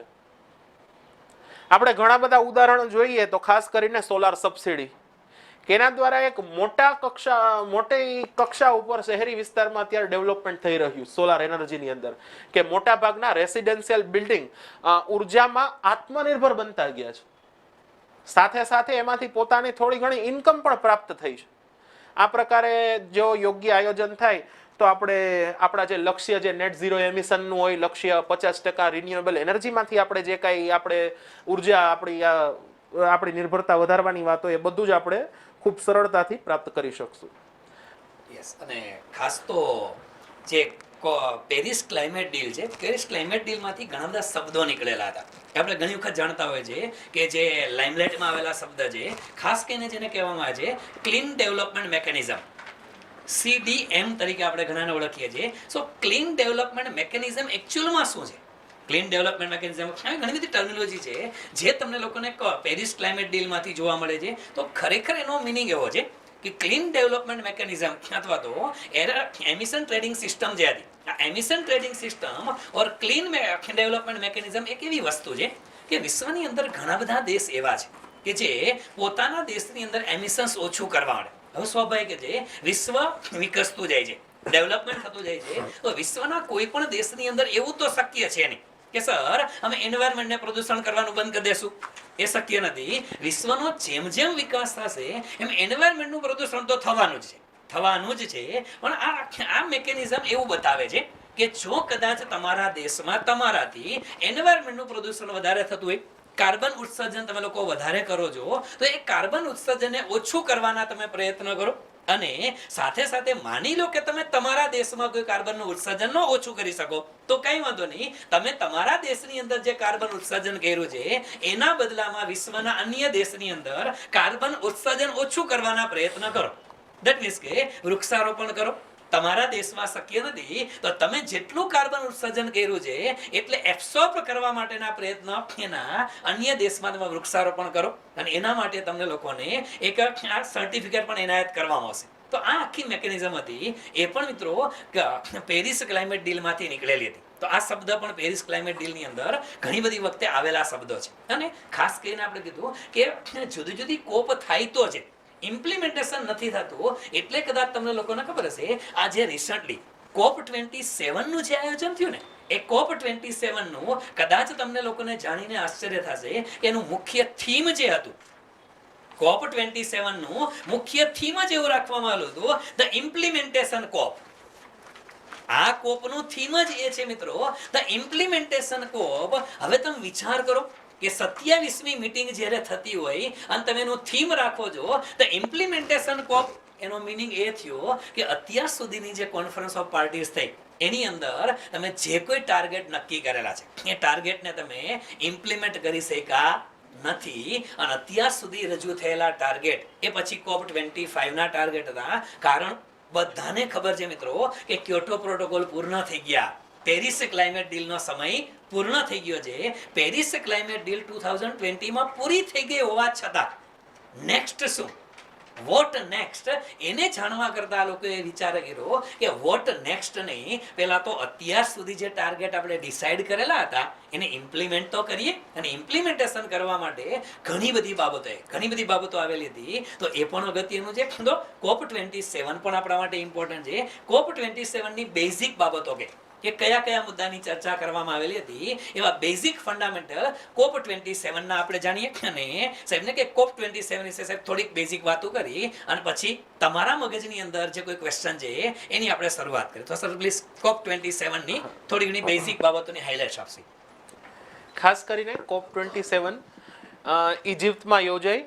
એમાં મુખ્યત્વે સૌથી પહેલા સૌની સામે લાઇમલાઇટમાં આવનારો કોઈ મુદ્દો હોય ને તો 2022ની અંદર લગભગ આખા વિશ્વમાં અલગ અલગ પ્રાકૃતિક આપદાઓ ખૂબ મોટા પ્રમાણમાં આવી. એમાં આપણે ઉદાહરણો જોઈએ. ખાસ કરીને પાકિસ્તાનમાં આવેલું પૂર હોય. સૌપ્રથમ ઘણા વિસ્તારમાં ખાસ કરીને યુરોપિયન યુનિયનના ઘણા વિસ્તાર એવા છે કે જેની અંદર ખૂબ મોટા પાયે દુષ્કાળ પડ્યા હોય, હીટવેવ હોય, આ બધા પ્રાકૃતિક આપત્તિઓ હોય. પછી અમેરિકાની અંદર આવનાર હરિકેન, હયાત વગેરે જેવા વાવાઝોડા હોય. સાથે સાથે ભારતની વાત કરીએ તો ભારતની અંદર 2022માં લગભગ દરેક દિવસે એક પ્રાકૃતિક આપત્તિઓ આવી. એમાં આપણે ખાસ કરીને વાત કરીએ તો 273 માંથી લગભગ આ પેલા 2022 નો એક ડેટા છે કે ટોટલ 273 દિવસ હતા 2022 ના, એમાંથી 241 દિવસ અલગ અલગ આપત્તિઓ રહી છે ભારતમાં. એની અંદર ખાસ કરીને અનિયંત્રિત વરસાદ હોય, ચક્રવાત હોય, દુષ્કાળ હોય, હીટવેવ હોય, પછી વીજળી પડી હોય, બરોબર છે, ખૂબ મોટા પ્રમાણમાં પૂર, સુનામી વગેરે જેવી ઘટના હોય. તો એમાં સૌથી વધુ ખાસ કરીને હિમાચલ પ્રદેશ, પછી અસમ અને મધ્યપ્રદેશમાં સૌથી વધુ માણસોના મૃત્યુ થયા છે. સાથે સાથે લગભગ ટોટલ 2755 લોકોના મૃત્યુ થયા છે. અને ખાસ કરીને ભારતનો લગભગ જે આપણો ક્રોપ એરિયા, એમાંનો લગભગ 8 મિલિયન હેક્ટર જેની અંદર આપણે ખેતી કરી શકીએ એવા વિસ્તારને લગભગ નુકસાન થયું છે. સાથે સાથે ખાસ કરીને 4,16,667 મકાન નાશ પામ્યા છે. આ પ્રાકૃતિક આપત્તિના કારણે જે આપણને પરિણામ, આપણને આ વિપરીત પરિણામ આપણને પ્રાપ્ત થાય, આ ઉપરથી આપણે સમજી શકાય કે ભાઈ પુનઃવત વ્યવસ્થા કરવા માટે, પુનઃ પાછું માનવ વસાહતને વસાવવા માટે, એના માટે મકાન હોય, એના માટે રોજગાર હોય, એની કઈ રીતે વ્યવસ્થા કરવી. હવે જ્યારે કોઈ પ્રાકૃતિક આપત્તિ અચાનક આવી જાય છે તો એની વ્યવસ્થા માટે અલગ નાણાકીય સહાય આપવી પડે છે, અલગ નાણાકીય ભંડોળ આપણે ઊભું કરવું પડે છે. તો પરિણામ શું આવશે કે જે આપણે વિકાસાત્મક પરિયોજનાઓ ચાલુ કરી છે એમાં ક્યાંક ને ક્યાંક અટકશે, ક્યાંક ને ક્યાંક આપણે વ્યાપક ફંડિંગની જરૂર પડશે. તેનું ફંડિંગની જરૂરિયાત પડવાનું કારણ શું છે? આવેલ પ્રાકૃતિક આપત્તિ. આવેલ પ્રાકૃતિક આપત્તિના કારણો શું? તો એનું મુખ્ય કારણ એ કે પર્યાવરણમાં થઈ રહેલો રાસ, પર્યાવરણમાં થઈ રહેલું મહત્તમ નુકસાન. આ બધી જ ખાસ કરીને COP27 માં વાત થઈ. ફરી પાછી જે COP26 માં ભારતે પ્રતિબદ્ધતા આપી હતી એ જ વાત COP27 માં કહે છે કે ભાઈ દરેક દેશ પોતપોતાની રિસ્પોન્સિબિલિટી, સ્વ જવાબદારી લે. સાથે સાથે ગમે તે થાય પરંતુ પર્યાવરણનો રાસ અટકે એ માટે પછી એ વિકસિત દેશ હોય કે વિકાસશીલ દેશ હોય એ ગ્રીન ફાઇનાન્સ ચાલુ કરે. પોતાને જે કાર્બન એક્ટિવિટી માટે જે કંઈક ફંડ આપે છે અથવા તો ગ્રીન ફાઇનાન્સ માટે ફંડ આપે છે તો એ વ્યાપક રીતે વિકસિત દેશ, વિકાસશીલ દેશોને સહાયમાં મદદરૂપ થાય. અને જે વ્યક્તિ અથવા તો જે દેશ સહાયમાં મદદરૂપ નથી થતા, પોતે જે ખાલી વાતો કરે છે, પોતાનું જોઈ તેવી કઈ સહાય પોતે જાહેર નથી કરતા, અન્ય દેશને ઉપયોગી નથી થતા, તેના ઉપર વૈશ્વિક દબાવ બનાવવામાં આવે. કારણ કે વિકસિત દેશ પાસે તકનીકી, વિકસિત દેશ હશે તેની પાસે તકનીકી માધ્યમ પણ હશે બીજા દેશને મદદરૂપ થવા માટે, ફાઇનાન્સિંગ પણ હશે. તો આ બધા જ મુદ્દાઓ ઉપર વિકસિત દેશ પોતે પ્રતિબદ્ધ બને. આ બધી જ ભારતે ફરી પાછી ત્યાં COP27 માં પણ ખાસ કરીને વાત કરી હતી. અને ખાસ કરીને જે નબળા દેશ છે એના માટે ખાસ કરીને લોસ એન્ડ ડેમેજ ફંડની વાત કરી છે. વૈશ્વિક કક્ષાએ આના માટે એક પ્રતિબદ્ધતા અને સમજૂતી થઈ છે. સાથે સાથે પ્રૌદ્યોગિકી વિકાસ જે દેશ પાસે છે એ લોકો વિકાસશીલ દેશોને ઉપયોગી થાય, પ્રૌદ્યોગિકી સહાય કરે એના માટે એક 5 વર્ષીય યોજનાના ટાર્ગેટ નક્કી કરવામાં આવ્યા છે. અને ખાસ કરીને શમન, મિટિગેશન ઉપર વ્યાપક ચર્ચા થઈ છે કે ભાઈ કોઈ પણ આપત્તિ આવે છે, કોઈ પણ વિપરીત પરિસ્થિતિ પર્યાવરણમાં સર્જાય છે તો એના ઉપર વ્યાપક રીતે કઈ રીતે પગલાં લઈ શકીએ, એને ત્યાં ને ત્યાં અટકાવી શકીએ, તેમાં થયેલા નુકસાનને કઈ રીતે ભરપાઈ કરી શકીએ. આ બધી જ ખાસ કરીને અહીંયા COP27 ની અંદર વ્યાપક રીતે વાત થઈ છે. આ બધી જ COP27 માં વાતો તો થઈ, પણ ફરી પાછી આમાં સફળતા કેટલા અંશે મળવી જોઈએ એના માટે સતત એકબીજા દેશ, વિકસિત દેશ, વિકાસશીલ દેશ હોય, પડોશી દેશ હોય, અન્ય કોઈ રિજિયોનલ સંગઠન હોય, તો આ બધાએ હવે ક્લાઇમેટ ચેન્જ ઉપર વ્યાપક ચર્ચા કરવાની નહીં પણ ઇમ્પ્લિમેન્ટેશન કરવાની ખૂબ તાતી જરૂરિયાત છે. આ બધી જ ભારતે અલગ અલગ પોતાનો આ બધી જ બાબતમાં પોતાનો મત દર્શાવે છે. યસ, તો આ બધી બેઝિક બાબતો છે, પણ ખરેખર આપણે લોકો ઘણી બધી વાતો કરતા હોય કે સર એન્વાયરમેન્ટ અને COP27 ની વાત આવે, COP ની વાત આવે કે UNFCCC ની વાત આવે તો ઘણી બધી ટર્મિનોલોજી તમારા મગજની અંદર એવી હોય છે કે જે ટર્મિનોલોજી ક્યારેક લાઇમલાઇટમાં આવતી હોય છે. તો આવી કોઈ ટર્મિનોલોજી રિલેટેડ કોઈ મુદ્દાઓ હોય અથવા તો બીજા કોઈ પણ મુદ્દાઓ હોય તો એના તમારા મગજની અંદર કોઈ ક્વેશ્ચન આવે. હા, એક ક્વેશ્ચન સાહેબે વાત કરી દીધી કે sir loss and damage fund, આ લોસ અને ડેમેજ ફંડ છે ને એની પરિકલ્પના કરવામાં આવતી હતી છેક 2009 થી કે એક એવું ફંડ ઊભું કરવામાં આવે. લોસ એન્ડ ડેમેજ ફંડ ખરેખર જુઓ ને તો COP27 પૂરી જ થવાની હતી, 2 દિવસ સુધી COP27 ને લંબાવવામાં આવી અને ખરેખર બધાને એવું હતું કે આખી મીટિંગ છે ને નીરસ જવાની છે. કે કોઈ પણ પ્રકારના ડિસિઝન, કોઈ પણ પ્રકારના ઠોસ નિર્ણયો લેવામાં નહોતા આવેલા, પણ આના મીટિંગના છેલ્લા દિવસે સૌથી વધુ અગત્યનો ડિસિઝન જે લેવામાં આવ્યો અને COP27 નું જેને ફળ કહેવાય ને, ફળ એક જ હતું, લોસ ડેમેજ ફંડ. આ લોસ ડેમેજ ફંડ જે છે, લોસ એન્ડ ડેમેજ ફંડ, આ લોસ એન્ડ ડેમેજ ફંડ ઊભું કરવામાં આવશે. એમાં વિશ્વના તમામ દેશોએ સહમતિ આપી છે.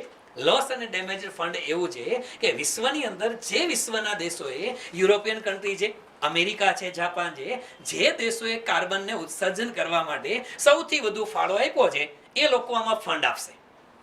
એ લોકો આની અંદર ફંડ આપશે અને $100 બિલિયન નું ફંડ ભેગું કરવામાં આવશે. આ પણ સૌથી વધુ અગત્યની વાત છે. $100 બિલિયન નું ફંડ ઊભું કરવામાં આવશે અને એ ફંડનું યુટિલાઇઝેશન શેમાં કરવામાં આવશે? તો કે વિશ્વમાં આ કાર્બન ઉત્સર્જનને લીધે વિશ્વના જે દેશોને નુકસાન થયું છે, કારણ કે ઘણા નાના દેશ છે જે ટાપુવાળા દેશ છે, દરિયા કિનારો પુષ્કળ જેવા દેશ છે, તો આ બધા દેશને જે નુકસાન થયું એ નુકસાન ભરપાઈ કરવા માટે આ ફંડનો ઉપયોગ કરવામાં આવશે. આમાં COP27 ની સૌથી મોટી ફલશ્રુતિ આ ડેમેજ્ડ ફંડ છે, લોસ એન્ડ ડેમેજ ફંડ. તો એ પણ બાબત અગત્યની છે. આવનારી કોઈ પણ પરીક્ષા હોય એની અંદર આવા શબ્દ આવી શકે કે what is loss and damage fund, એ શું છે, શેના માટે છે, લોસ એન્ડ ડેમેજ ફંડની ઉપયોગિતા શું છે, કોણ આપશે પૈસા અને કોને એ પૈસા વાપરવામાં આવશે. તો આ બાબત છે. આપશે કોણ પૈસાની અંદર? ડેવલપ્ડ કન્ટ્રી પૈસા આપશે. અને આ વાપરવામાં કોને આવશે? તો કે લિસ્ટ ડેવલપ્ડ કન્ટ્રી અથવા ડેવલપિંગ કન્ટ્રી છે, જેને ખરેખર એન્વાયરમેન્ટને લીધે નુકસાન પહોંચ્યું છે, એવા લોકોને આ પૈસા વાપરવા દેવામાં આવશે. અને ભારતે પણ સરસ બધાની સહમતિમાં આપેલી છે. તો એક બાબત આ પણ અગત્યની. બીજું, ભારત દેશે જે આપણું પેવેલિયન છે, કોઈ પણ કોપની અંદર આપણે છે બેટા, તો એની અંદર જે તે દેશના પેવેલિયન હોય છે. આપણે જે ઓફિસ, જેને કે આ કોપની આપણી જે ઓફિસ હતી બેટા, એ ઓફિસની અંદર પણ આપણે લોકોએ એક સૂત્ર શબ્દ લખેલો હતો, લાઈફ. અને લાઈફ એનો મિનિંગ એને એવો આપેલો હતો કે લાઈફસ્ટાઈલ ફોર એન્વાયરમેન્ટ. અને જેના ઉપર આપ લોકોને ખબર હશે કે આદરણીય વડાપ્રધાન નરેન્દ્ર મોદી સાહેબે પણ આના વિશે વક્તવ્ય આપેલ. તો એ પણ આપણે લોકોએ ખાસ જોવાની જરૂર છે. આ યુટ્યુબની અંદરથી આ સ્પીચ એક ગોતી લેવાની છે કે વડાપ્રધાન સાહેબની જે સ્પીચ હતી લાઈફ વિશે, એ શું છે, ખરેખર કોપને રિલેટેડ કોઈ સવાલ આવશે તો આવો સવાલ આવશે જ બેટા. આવશે. યા તો થીમ શું છે, કઈ જગ્યાએ આયોજન કરવામાં આવેલું હતું, એ અગત્યનું છે, કયા મુદ્દાની ડિસ્કશન થઈ અને કયા ફલશ્રુતિ મળી, એ અને ભારતનો રોલ શું હતો, એ. ભારતના રોલ માટે કદાચ તમને લોકોને ખબર હોય બેટા, એક બીજી બાબત પણ આપણે લોકો આમાં ધ્યાનમાં રાખેલી હતી. યસ, ઇન્ડિયાએ નેટ ઝીરો એમિશન, આ નેટ ઝીરો એમિશન અને ક્યાં સુધી, 2070 સુધીનો હવે ટાર્ગેટ રાખેલો છે. પેલા ટાર્ગેટ 2050 નો હતો, પણ સમય સંજોગોને આધીન 2070 સુધીમાં નેટ ઝીરો એમિશન. એનો મિનિંગ એવો નથી કે સર અમે કારખાના બંધ કરી દેશું, અમે લોકો બાઇક ચલાવવાના બંધ કરી દેશું, અમે લોકો એસી નો ઉપયોગ કરવાનો બંધ કરી દેશું, અમે લોકો દેશની અંદર વિશ્વમાં ક્યાંય એરોપ્લેન નહીં ઉડે, નહીં. એનો મિનિંગ એવો નથી. નેટ ઝીરો એટલે અમે કાર્બનનું ઉત્સર્જન બંધ કરી દેશું એમ નથી. અમારા દેશમાં જેટલું કાર્બનનું ઉત્સર્જન થશે એટલું કાર્બનને એબ્સોર્બ કરવા માટેના પ્રયત્ન અમે કરશું. અને એ પ્રયત્નોની અંદર જેટલું કાર્બન ઉત્સર્જન થાય એટલું શોષાઈ જાય, એટલે વૃક્ષારોપણ અમે કરવાના છે. હા, કાર્બન ઉત્સર્જન ઓછું કરવાના પ્રયત્નો તો કરશું કે જે રિન્યુએબલ એનર્જીનો યુઝ કરશું, પેટ્રોલ ડીઝલનો ઉપયોગ ઓછો થશે તો કાર્બન ઉત્સર્જન ઓછું થશે અને જેટલું કાર્બન ઉત્સર્જન થાય એને અમે એબ્સોર્બ કરી લેશું. વૃક્ષારોપણ દ્વારા, કોઈને કોઈ પ્રયત્નો દ્વારા. મેંગ્રુવ માટે પણ ખાસ આપણે બધાને ખબર છે, મેંગ્રુવ માટેનું એક અલાયન્સ કરવામાં આવ્યું. આ COP27 ની અંદર જ મેંગ્રુવ માટેનું પણ અલાયન્સ ઊભું થયું છે. તો એના માટે પણ ભારતે ઘણા બધા પ્રયત્નો કરેલા છે. તો આવા જે 2-4 મુદ્દા છે એ પણ આપણે ધ્યાનમાં રાખવાના ખરા, બરાબર છે. તો આ બધી બાબતો શેના માટેની બેટા, તો કે જે ક્લાઇમેટ ચેન્જીસ COP27 એવી, એમાં ખાસ કરીને મેંગ્રુવ અલાયન્સ છે, એની અંદર એ આપને ખબર છે કે મોટા ભાગે યુનાઇટેડ આરબ અમીરાત અને સાથે સાથે વિશ્વના 4 દેશો આઈ થિંક આની અંદર જોડાયેલા હતા. અને એ 4 દેશની અંદર કદાચ કોઈને આઈડિયા હોય તો જે 4 દેશો આ મેંગ્રોવ અલાયન્સની અંદર જોડાયેલા હતા એ કયા દેશ હતા? આઈડિયા છે કોઈને?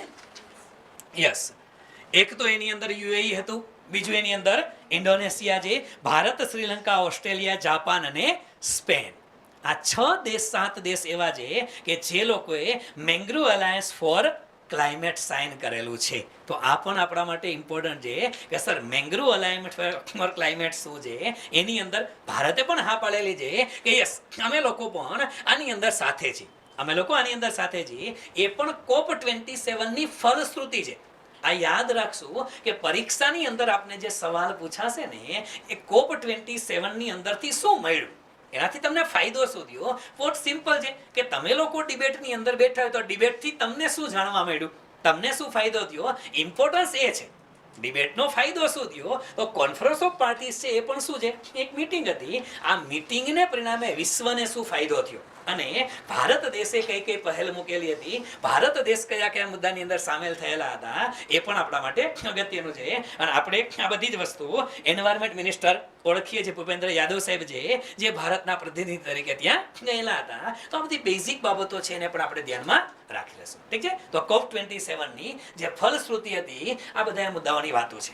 ઠીક છે. હવે આપના તરફથી કોઈ પણ પ્રકારના જે સવાલ હોય રિલેટેડ, તો આ બધી ટર્મિનોલોજી ક્યાંક ક્યાંક નવી સાંભળેલી હોય તો એના માટે હવે તમારા સવાલ શરૂ કરીએ.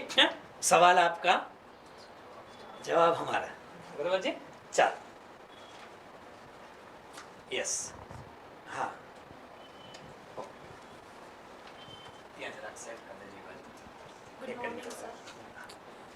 My question is, what is the carbon credit? અચ્છા યસ કાર્બન ક્રેડિટ ખરેખર છે ને કાર્બન ક્રેડિટ આ શબ્દ પણ પેરિસ ક્લાઇમેટ ડીલ વખતે આવેલો. પેરિસ ક્લાઇમેટ ડીલ જ્યારે થયેલી હતી એ વખતે કાર્બન ક્રેડિટનો પ્રશ્ન હતો. હવે જો ખરેખર શું છે આ ટર્મ જે છે એને યુટિલાઇઝેશન કરવા માટે જે અત્યારે કીધું કે loss and damage control fund છે. આ લોસ એન્ડ ડેમેજ ફંડ છે એ ખરેખર ઊભું એના માટે જ કીધું. કાર્બન ક્રેડિટ એટલે એવું છે કે વિશ્વના ઘણા બધા દેશ છે જેના દ્વારા કાર્બનનું ઉત્સર્જન વધારે કરવામાં આવે. તો જે દેશને કોઈક પર્ટિક્યુલર કોટા આપવામાં આવશે કે તમારા દેશ દ્વારા આટલું જ કાર્બનનું ઉત્સર્જન થવું જોઈએ. જો એ દેશ દ્વારા કાર્બનનું ઉત્સર્જન વધુ કરવામાં આવે તો એને કાર્બનની ક્રેડિટ છે ને એ પોતાનામાં માઇનસ થશે, એનામાં માઇનસ થશે. હવે એ દેશે શું કરવાનું કે આવી ક્રેડિટ છે ને જો તમે કાર્બનનું ઉત્સર્જન વધારે કરો છો તો તમે માની લો કે તમને લોકોને કીધું છે કે 20 ટન કાર્બનનું ઉત્પાદન તમે કરી શકશો. ભારતને ફોર એક્ઝામ્પલ ટાર્ગેટ આપેલો છે. હવે 20 ટન કાર્બનનું ઉત્સર્જન કીધું અને ભારતનું કાર્બનનું ઉત્સર્જન છે માની લો કે આપણું કાર્બનનું ઉત્સર્જન છે એ 25 ટનનું થયું. ધેટ મીન્સ કે આપણે આપેલા ટાર્ગેટ કરતાં આપણે ઉત્સર્જન કેવું કર્યું છે, વધારે કરી લીધું. ધેટ મીન્સ કે આપણી કાર્બન ક્રેડિટ કેવી ગણાશે, માઇનસ ગણાશે. કેવી ગણાશે, માઇનસ ગણાશે. અને માની લ્યો કે આપણો પાડોશી કોઈ દેશ છે, બાંગ્લાદેશ છે. બાંગ્લાદેશને કાર્બન ક્રેડિટનો ટાર્ગેટ આપેલો હતો કે તમારે 15 ટનનું ઉત્સર્જન કરવાની છૂટ છે. 15 ટન.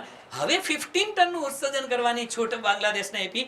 માની લો કે એને કાર્બન ક્રેડિટનું ઉત્સર્જન કર્યું કેટલું, તો એને કાર્બન ઉત્સર્જન કર્યું માત્ર ને માત્ર 8 ટનનું ઉત્સર્જન કર્યું. તો બટ ઓબ્વિયસ એની પાસે ટાર્ગેટ કેટલો હતો, 15 હતો. એને ઉત્સર્જન કર્યું કેટલું, 8 નું. તો એની પાસે જે વધે છે શું થશે, પ્લસ થશે કે માઇનસ થશે, પ્લસ થશે. એની પાસે કેટલી કાર્બન ક્રેડિટ પ્લસ થઈ, 7 પ્લસ થઈ. બસ ભારત જેવા દેશ છે જેને કાર્બન ક્રેડિટ માઇનસમાં છે અને પેલાને પ્લસમાં છે, તો ઇન્ડિયાએ શું કરવું પડશે કે ઇન્ડિયાએ બાંગ્લાદેશ પાસેથી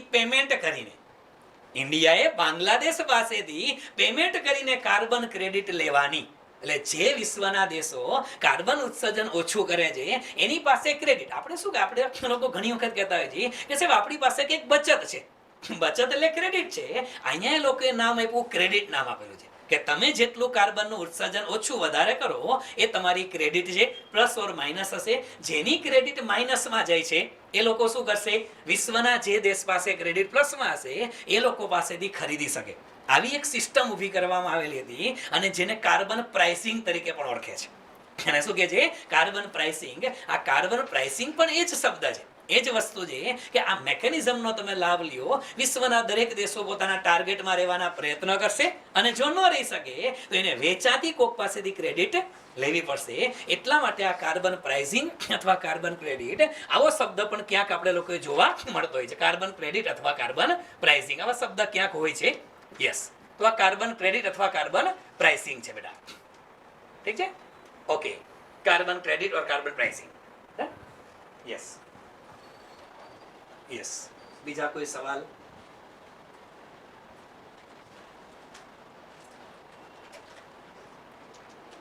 Yes, madam. Sir cms scope શું છે Yes. અને કોપ 27 અને સીએમએસ સ્કોપ વચ્ચે ડિફરન્સ શું છે? Okay, good, very good. આપણે ઘણી વખત આવો શબ્દ સાંભળીએ કે આ છે ને બેટા સીએમએસ સ્કોપ છે, એ શબ્દ આપણે એટલા માટે કે જાણીતો હોય. તમને કદાચ ખબર છે સીએમએસ છે ને એ આખી અલગ મેટર છે. તમે લોકો કદાચ જાણીતું હશે સીએમએસ. ક્યાંક મારી પાસે સ્લાઇડ છે. યસ, સીએમએસ છે ને એ એકચ્યુઅલમાં સીએમએસ શું છે? સીએમએસ એટલે એને કહેવામાં આવે છે કોન્ફરન્સ ઓફ ધ પાર્ટીઝ છે. પણ શેના માટે? આ સીએમએસ સ્કોપ જે હોય છે એ કોન્ફરન્સ ઓફ પાર્ટી. પણ સીએમએસ એટલે શું છે બેટા? કન્વેન્શન ઓન માઇગ્રેટરી સ્પીસીસ છે. સીએમએસ શું છે? Convention on migratory species. એટલે હંમેશા તમારે યાદ રાખવું કે જ્યારે કોપની આગળ સીએમએસ શબ્દ લાગે, કેવો શબ્દ લાગે? સીએમએસ એટલે શું છે? એ કન્વેન્શન ઓન માઇગ્રેટરી સ્પીસીસ છે.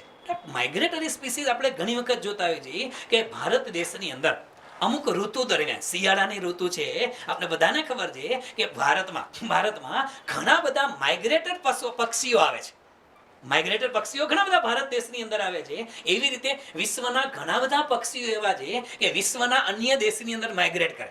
શિયાળામાં આપણા દેશની અંદર હોય, ઉનાળામાં અન્ય દેશની અંદર હોય, ચોમાસામાં અન્ય દેશની અંદર હોય. તો આવા જે માઇગ્રેટરી સ્પીસીસ છે આપણે ઘણી વખત સાંભળેલું છે કે વિશ્વના ઘણા બધા દેશ એવા છે કે જેની અંદર ઇવન ટોર્ટોઇસ, કાચબા હોય તો પણ ભલે, અને ઇવન એની અંદર સ્કોર્પિયો હોય તો પણ ભલે, આ બધા લોકો શું કરે છે? વીછી પણ પોતે પ્રજનન કરવા માટે વિશ્વના બીજા દેશમાં પલાયન કરે છે. ઘણા પક્ષીઓ પણ એવા છે કે જે લોકો પોતે પ્રજનન માટે થઈ અને બીજા દેશની અંદર જાય છે. તો આવા જે સ્પીસીસ છે, માઇગ્રેટરી સ્પીસીસ, એનું કન્ઝર્વેશન થાય એના માટેની આખી એક કન્વેન્શન બનાવવામાં આવી હતી. અને આ કન્વેન્શન છે એ ખરેખર એનું આયોજન થયું હતું. આમ તો એના માટે મીટિંગ થઈ હતી જર્મનીની અંદર આવેલી જગ્યા. તમને ખબર છે બોન કન્વેન્શન, આવો શબ્દ તમે સાંભળેલો હશે. તો એકચ્યુઅલમાં જે બોન કન્વેન્શન છે બેટા, એ બોન કન્વેન્શન શેના માટે છે? એ સીએમએસ માટે છે. શેના માટે છે? સીએમએસ માટેનું બોન કન્વેન્શન થયું હતું 1979 ની અંદર. અને ખરેખર એ બોન કન્વેન્શનના આધારે આ સીએમએસ ની રચના કરવામાં આવી ને એ થઈ 1983 ની અંદર. એટલે 1983 ઓનવર્ડ આ સીએમએસ ની મીટિંગ પણ કરવામાં આવે છે બોન કન્વેન્શનના આધારે. અને આનું સીએમએસ સેક્શન છે બેટા, એનું આખું મેનેજમેન્ટ કોણ કરે છે? આ કોની અંડર આવે છે? તો યુનાઇટેડ નેશન્સ એન્વાયરમેન્ટ પ્રોગ્રામ અંતર્ગત. કોની અંતર્ગત? યુનાઇટેડ નેશન્સ એન્વાયરમેન્ટ પ્રોગ્રામ છે, એની અંતર્ગત આની રચના થાય છે. દર 3 વર્ષે આની મીટિંગ હોય છે. દર 3 વર્ષે મીટિંગ હોય છે. છેલ્લી મીટિંગ અગત્યની એટલા માટે છે કે 2020 વાળી જે મીટિંગ છે, ખરેખર ફોટો એનો જ છે. આ 2020 વાળી જે મીટિંગ હતી એ ઇન્ડિયાએ હોસ્ટ કરેલી હતી. ઇન્ડિયાની અંદર ગાંધીનગર ખાતે આ મીટિંગનું આયોજન થયેલું હતું. તો મહાત્મા મંદિર ગાંધીનગર ખાતે 15 થી 22 ફેબ્રુઆરી સીએમએસ ની જે કોપ 13 નું આયોજન થયેલું હતું. 13મી મીટિંગ છે. સ્વાભાવિક રીતે સમજી શકાય છે બેટા, દર 3 વર્ષે મીટિંગ નું આયોજન થાય છે. એટલે કોપ 13 નું આયોજન થયેલું હતું. અને કોપ 13 માટે આ ચિત્ર તમે લોકો જોવો છો, એનો માસ્કોટ તરીકે રાખવાનો હતો ગીબી. ગીબી એટલે શું છે? આ શેનો ફોટોગ્રાફ છે બેટા? કોનો ફોટોગ્રાફ છે? The great Indian bastard. એને એના મોટો તરીકે મોસ્કોટ તરીકે રાખવામાં આવેલા હતા. તો આ બધા મુદ્દાઓ પણ આપણા માટે અગત્યના ખરા. જ્યારે સીએમએસ ની વાત આવે અને છેલ્લી સીએમએસ અહીંયા હતી, અને આપણું જ છે, આ માઇગ્રેટરી સ્પીસીસ છે, ભારત દેશની અંદર આવે છે, અમુક સમય ભારતમાં એ પછી પાછા પલાયન થઈ જાય છે. તો માઇગ્રેટરી સ્પીસીસને બચાવવા માટે જે કોન્ફરન્સ થઈ છે બેટા, એ શું છે? એ સીએમએસ છે. કોમ્પ છે પણ આગળ શું લાગે છે? સીએમએસ લાગે છે. બરોબર છે? Okay, yes. એના સિવાય કોઈના મગજમાં કંઈ? યસ બેટા. Why Earth Summit is called Greenhouse Summit? Okay. Earth Summit is called Green House Summit. Green house summit એટલા માટે જ કહેવામાં આવે છે કે જે અગાઉ આપણે વાત કરી, ગ્રીન હાઉસ ગેસ છે એને ઓછો કઈ રીતે કરવો, બસ એના માટે પ્રયત્ન કરવાના શરૂ થયેલા. ગ્રીન હાઉસ એટલા માટે કે વિશ્વ આખાની અંદર એક કાર્બન ઉત્સર્જન ઓછું થાય અને ગ્રીનરી આવે, એટલા માટે એક નામ તરીકે જ ઓળખે. જેમ આપણે લોકો અર્થ સમિટ ને રિયો સમિટ કહીએ છીએ, બસ એ જ કારણ છે, એ જ છે. યસ.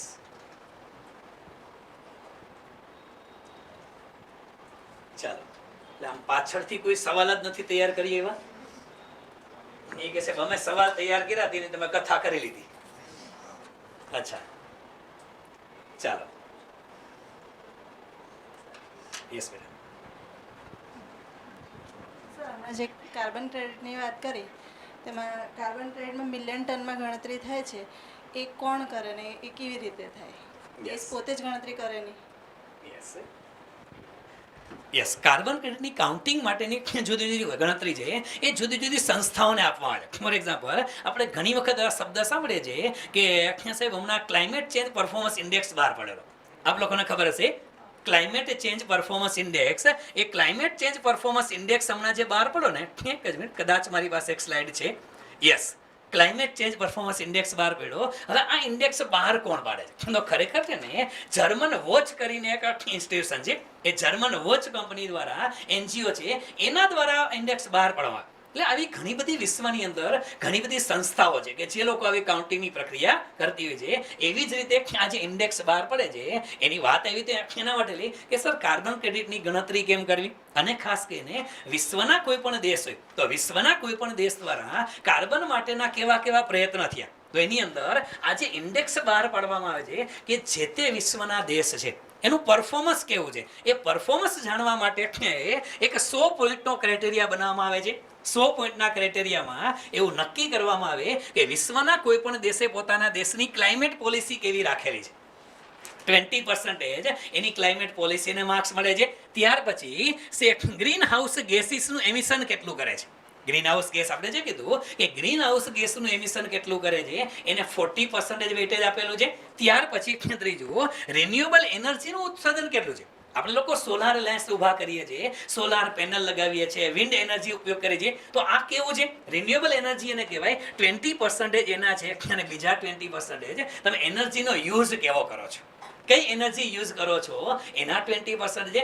ટોટલ 100% કાઢી અને એના આધારે આ ક્લાઇમેટ ચેન્જ પરફોર્મન્સ ઇન્ડેક્સ અપાય છે. અને એમાં આ વખતે ભારત માટે વાત સારી છે કે 2022ના ઇન્ડેક્સની અંદર આપણે લોકો 10th રેન્ક ઉપર છે. જો કે લાસ્ટ યર પણ 10th રેન્ક ઉપર હતા. છેલ્લા 3 વર્ષથી આપણે લોકો 10th રેન્ક ઉપર છે. આ ઇન્ડેક્સની બીજી ખાસિયત કદાચ આપમાંથી બહુ ઓછા લોકો જાણતા હશે કે સર એ કે તમે ડાયરેક્ટ આની અંદર કીધું કે ડેનમાર્કનો 4થો રેન્ક છે, સ્વીડન 5મા રેન્કે છે, નોર્વે 6ઠ્ઠા રેન્કે છે, ઇન્ડિયા 10મા રેન્કે, ચાઇના આપને ખબર છે કે કાર્બન ઉત્સર્જન કરવામાં આગળ છે પણ રિસ્પોન્સિબિલિટી લેતું નથી, એ છેક 38મા રેન્કે છે. આપણે લોકો સારા પોઈન્ટ સાથે 10મા રેન્કે આવી ગયા છે. આમાં તમારો જેમ રેન્ક સારો એમ તમારી કામગીરી સારી છે. તો અહીંયા આપણે લોકો સાહેબ 10મા રેન્કે છે. ખરેખર તમે જુઓ ને તો 1 થી 3 રેન્ક એટલા માટે નથી આપવામાં આવ્યા કે 1 થી 3 રેન્ક માટે વિશ્વના એક પણ દેશ એલિજિબલ નથી.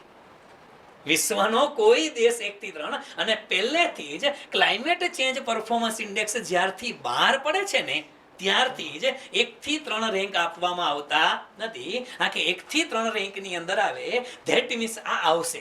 1 થી 3 રેન્કની અંદર વિશ્વના કોઈ દેશ આવશે, પણ ક્યારે આવશે કે કોઈ દેશ એમ જાહેરાત કરે કે અમે નેટ ઝીરો એમિશનમાં છીએ.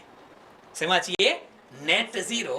જેટલું કાર્બનનું ઉત્સર્જન કરીએ છીએ એટલું અમે એબ્સોર્બ કરી લે છે. જ્યારે આવું વિશ્વની અંદર બનશે ત્યારે પહેલો બીજો ત્રીજો રેન્ક શરૂ થશે. ત્યાં સુધી નથી. પણ આપણા માટે આ પણ અગત્યનું છે. જુદી જુદી કેટેગરી મુજબ ગણતરી કરવામાં આવે છે. ઇન્ડિયાની જે રેન્ક મળેલા છે એમાં તમે જોઈ શકો છો કે ગ્રીન હાઉસ ગેસ ઇમિશન્સ છે એની અંદર 40% વેટેજ છે. એમાં આપણે 31.42 પોઈન્ટ મળેલા છે. રિન્યુએબલ એનર્જીની વાત કરીએ તો રિન્યુએબલ એનર્જીમાં 20માંથી આપણે હજી 9.10 છીએ. આ ડેટા 2022નો ડેટા છે. રિન્યુએબલ એનર્જી એટલે સોલાર રૂફટોપ પેનલ લગાવીએ છીએ આપણે ઘરે. આપણે વિન્ડ ફાર્મ પવન ચક્કી તમે લોકો જુઓ છો. આટલું કરેલું હોવા છતાં પણ આપણે અત્યારે 20માંથી 9.10 પોઈન્ટે છે. તમે જો વિશ્વમાં આપણે ગુજરાતની અંદર તમને ખબર છે કચ્છની અંદર સૌથી મોટો સોલાર પ્લાન્ટ મૂકવામાં આવ્યો છે. સરકાર અત્યારે સોલાર પાવર પ્લાન્ટ ઉપર શું કામ ફોકસ કરે છે?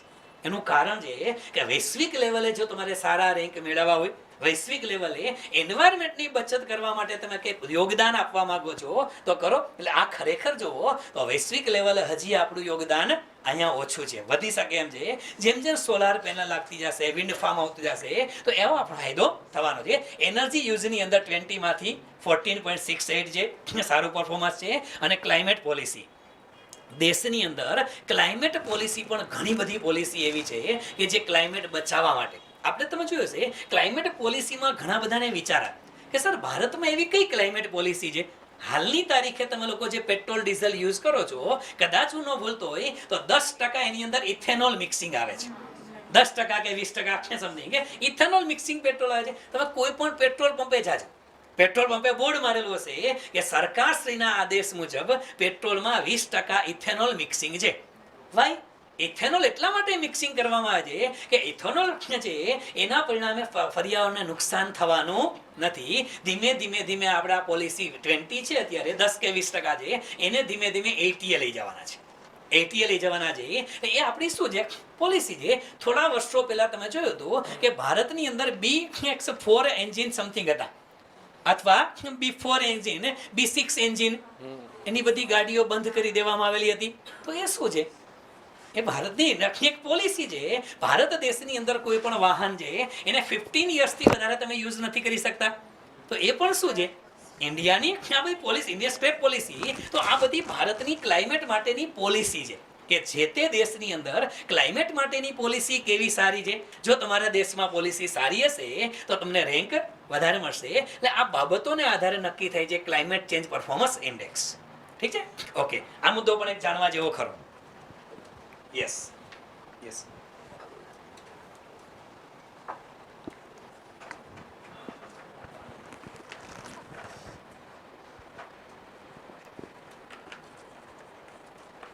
સર, આપણે જે ભારતનો ગોલ છે 2070 સુધીનો, તો એના માટેના પ્રયત્નો તો શરૂ થઈ ગયા છે. આ સૌર પાવર અને પ્રમોશન આપે, પછી આપણે ઇલેક્ટ્રિક વાહનોને પ્રોત્સાહન આપે, તો એ પ્રયત્નો ખાલી એટલે માત્ર એનાથી જ આપણે ગોલ અચીવ કરી શકશું? અને એટલો ગોલ એટલો હાર્ડ છે, તો એના માટે શું કંઈ અલગ પ્રયત્ન કરી શકાય? એમાં ખાસ કરીને જેમ કે આપણે 2016-17માં એક નાની એવી યોજના મૂકી, ઉજાલા યોજના, કે જે 200-300 રૂપિયાના LED બલ્બ માર્કેટમાં મળતા, બરોબર છે, ખૂબ ન્યૂનતમ ભાવે સામાન્ય લોકોને આપણે ઉપલબ્ધ કરાવવાની શરૂઆત કરી. આજે પરિણામ એ છે કે ટોટલ જેટલી ખપત થાય છે, જેટલા માર્કેટમાં બલ્બ કે એનર્જી માટેના જે કંઈ સાધન વેચાય છે, મોટા ભાગના બધા LED લાઇટ્સ જ આપણી પાસે અવેલેબલ જોવા મળે છે. આ એક નાનું પગલું હતું, જેના હિસાબે શું થયું, મહત્તમ લોકો એને સ્વીકાર્યું, જેનાથી આજે મોટા ભાગના લોકોની LED તરફની દ્રષ્ટિકોણ બદલાઈ ગયો. સાથે સાથે જેમ ભારત સ્ટેજ મિશનની વાત કરી, બરોબર, BS6 ની સીધી આપણે શરૂઆત કરી, તો એનાથી શું થશે કે ડે બાય ડે સતત આવા નાના મોટા આવા ઇનોવેશન્સ લાવવામાં આવે છે. હવે એક નવી વાત એ પણ છે કે રિન્યુએબલ પાર્ક જેમ ડેવલપ થાય છે, એવી રીતે દરેક એનર્જી સેક્ટર, દરેક સેક્ટરની અંદર એનર્જીની તો એફિશિયન્સી રહેવાની જ છે, જરૂરિયાત રહેવાની જ છે. તો આપણે ખાસ કરીને કંઈક નવા ઇનોવેશન્સ લઈએ, જેમ કે થર્મલ પાવર સ્ટેશન્સની અંદર ખાસ કરીને કોલસાનો ઉપયોગ થાય છે, તો ત્યાં આપણે બાયોમાસ પેલેટનો પણ ક્યાંક ને ક્યાંક યુઝ શરૂઆત થઈ છે. સાથે સાથે કોલગેસનો ઉપયોગ કરવામાં આવે, અને એના માટે આપણે લક્ષ્ય નક્કી કર્યા છે મિનિસ્ટ્રી ઓફ કોલે કે ભાઈ આવનારા 10 થી 15 વર્ષની અંદર જેટલા કોલસાનો ઉપયોગ કરવો પડે છે એનર્જી માટે, એને આપણે 100% કોલ ગેસિફિકેશન પ્રોસેસમાંથી પસાર કરીએ, ત્યારબાદ એનો ઉપયોગ થાય. સાથે સાથે ખાસ કરીને ઇલેક્ટ્રિક વ્હીકલ્સ, એક સમય એવો હતો કોઈ લોકો સ્વીકારતા નહોતા, આજે માર્કેટમાં લગભગ 10% જેટલું વેચાણ શરૂઆત થઈ ગઈ છે. એવી જ રીતે મોટા ભાગના, જેમ ગુજરાતનું જ આપણે ઉદાહરણ લઈએ, આપણે જ્યાં રહીએ છીએ ત્યાંનું, કે મોટા ભાગના અત્યારે જેટલા કોઈ હાઉસ છે એ બધા એનર્જી એફિશિયન્સી માટે આત્મનિર્ભર બનતા જાય છે.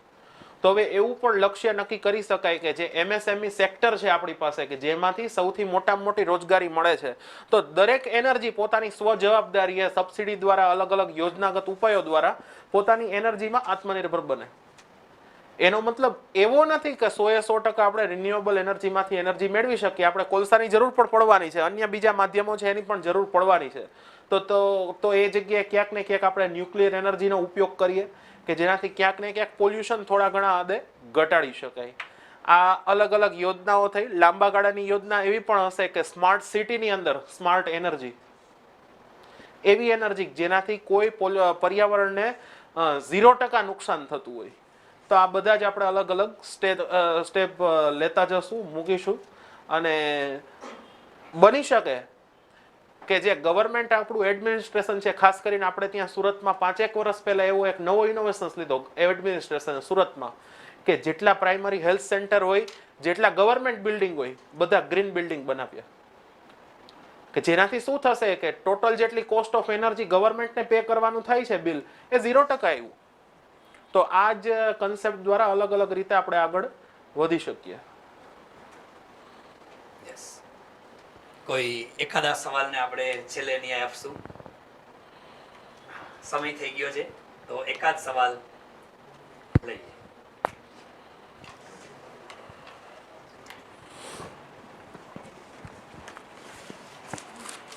સર, આ ક્લાઇમેટ વલ્નરેબલ ફોરમ છે એ શું છે, અને ક્લાઇમેટને લગતા કોઈ પણ ઇસ્યુ કે ડેવલપમેન્ટ હોય તો એના માટે તો કોપની આપણે રચના કરી છે, તો તેની જરૂર શું કામ પડી? હા, આપણે આજે શરૂઆતથી એક ચર્ચા કરતા જઈએ છીએ કે વિકસિત દેશ અને વિકાસશીલ દેશ.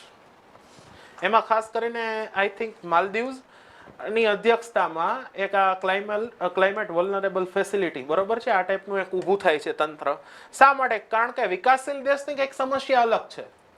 આમાં ભારત જોડાયેલું નથી, પણ ભારત એઝ એ ઓબ્ઝર્વર તરીકે સામેલ છે. કારણ કે અંતતોગત્વ તો આપણે પણ વિકાસશીલ અવસ્થામાં છીએ.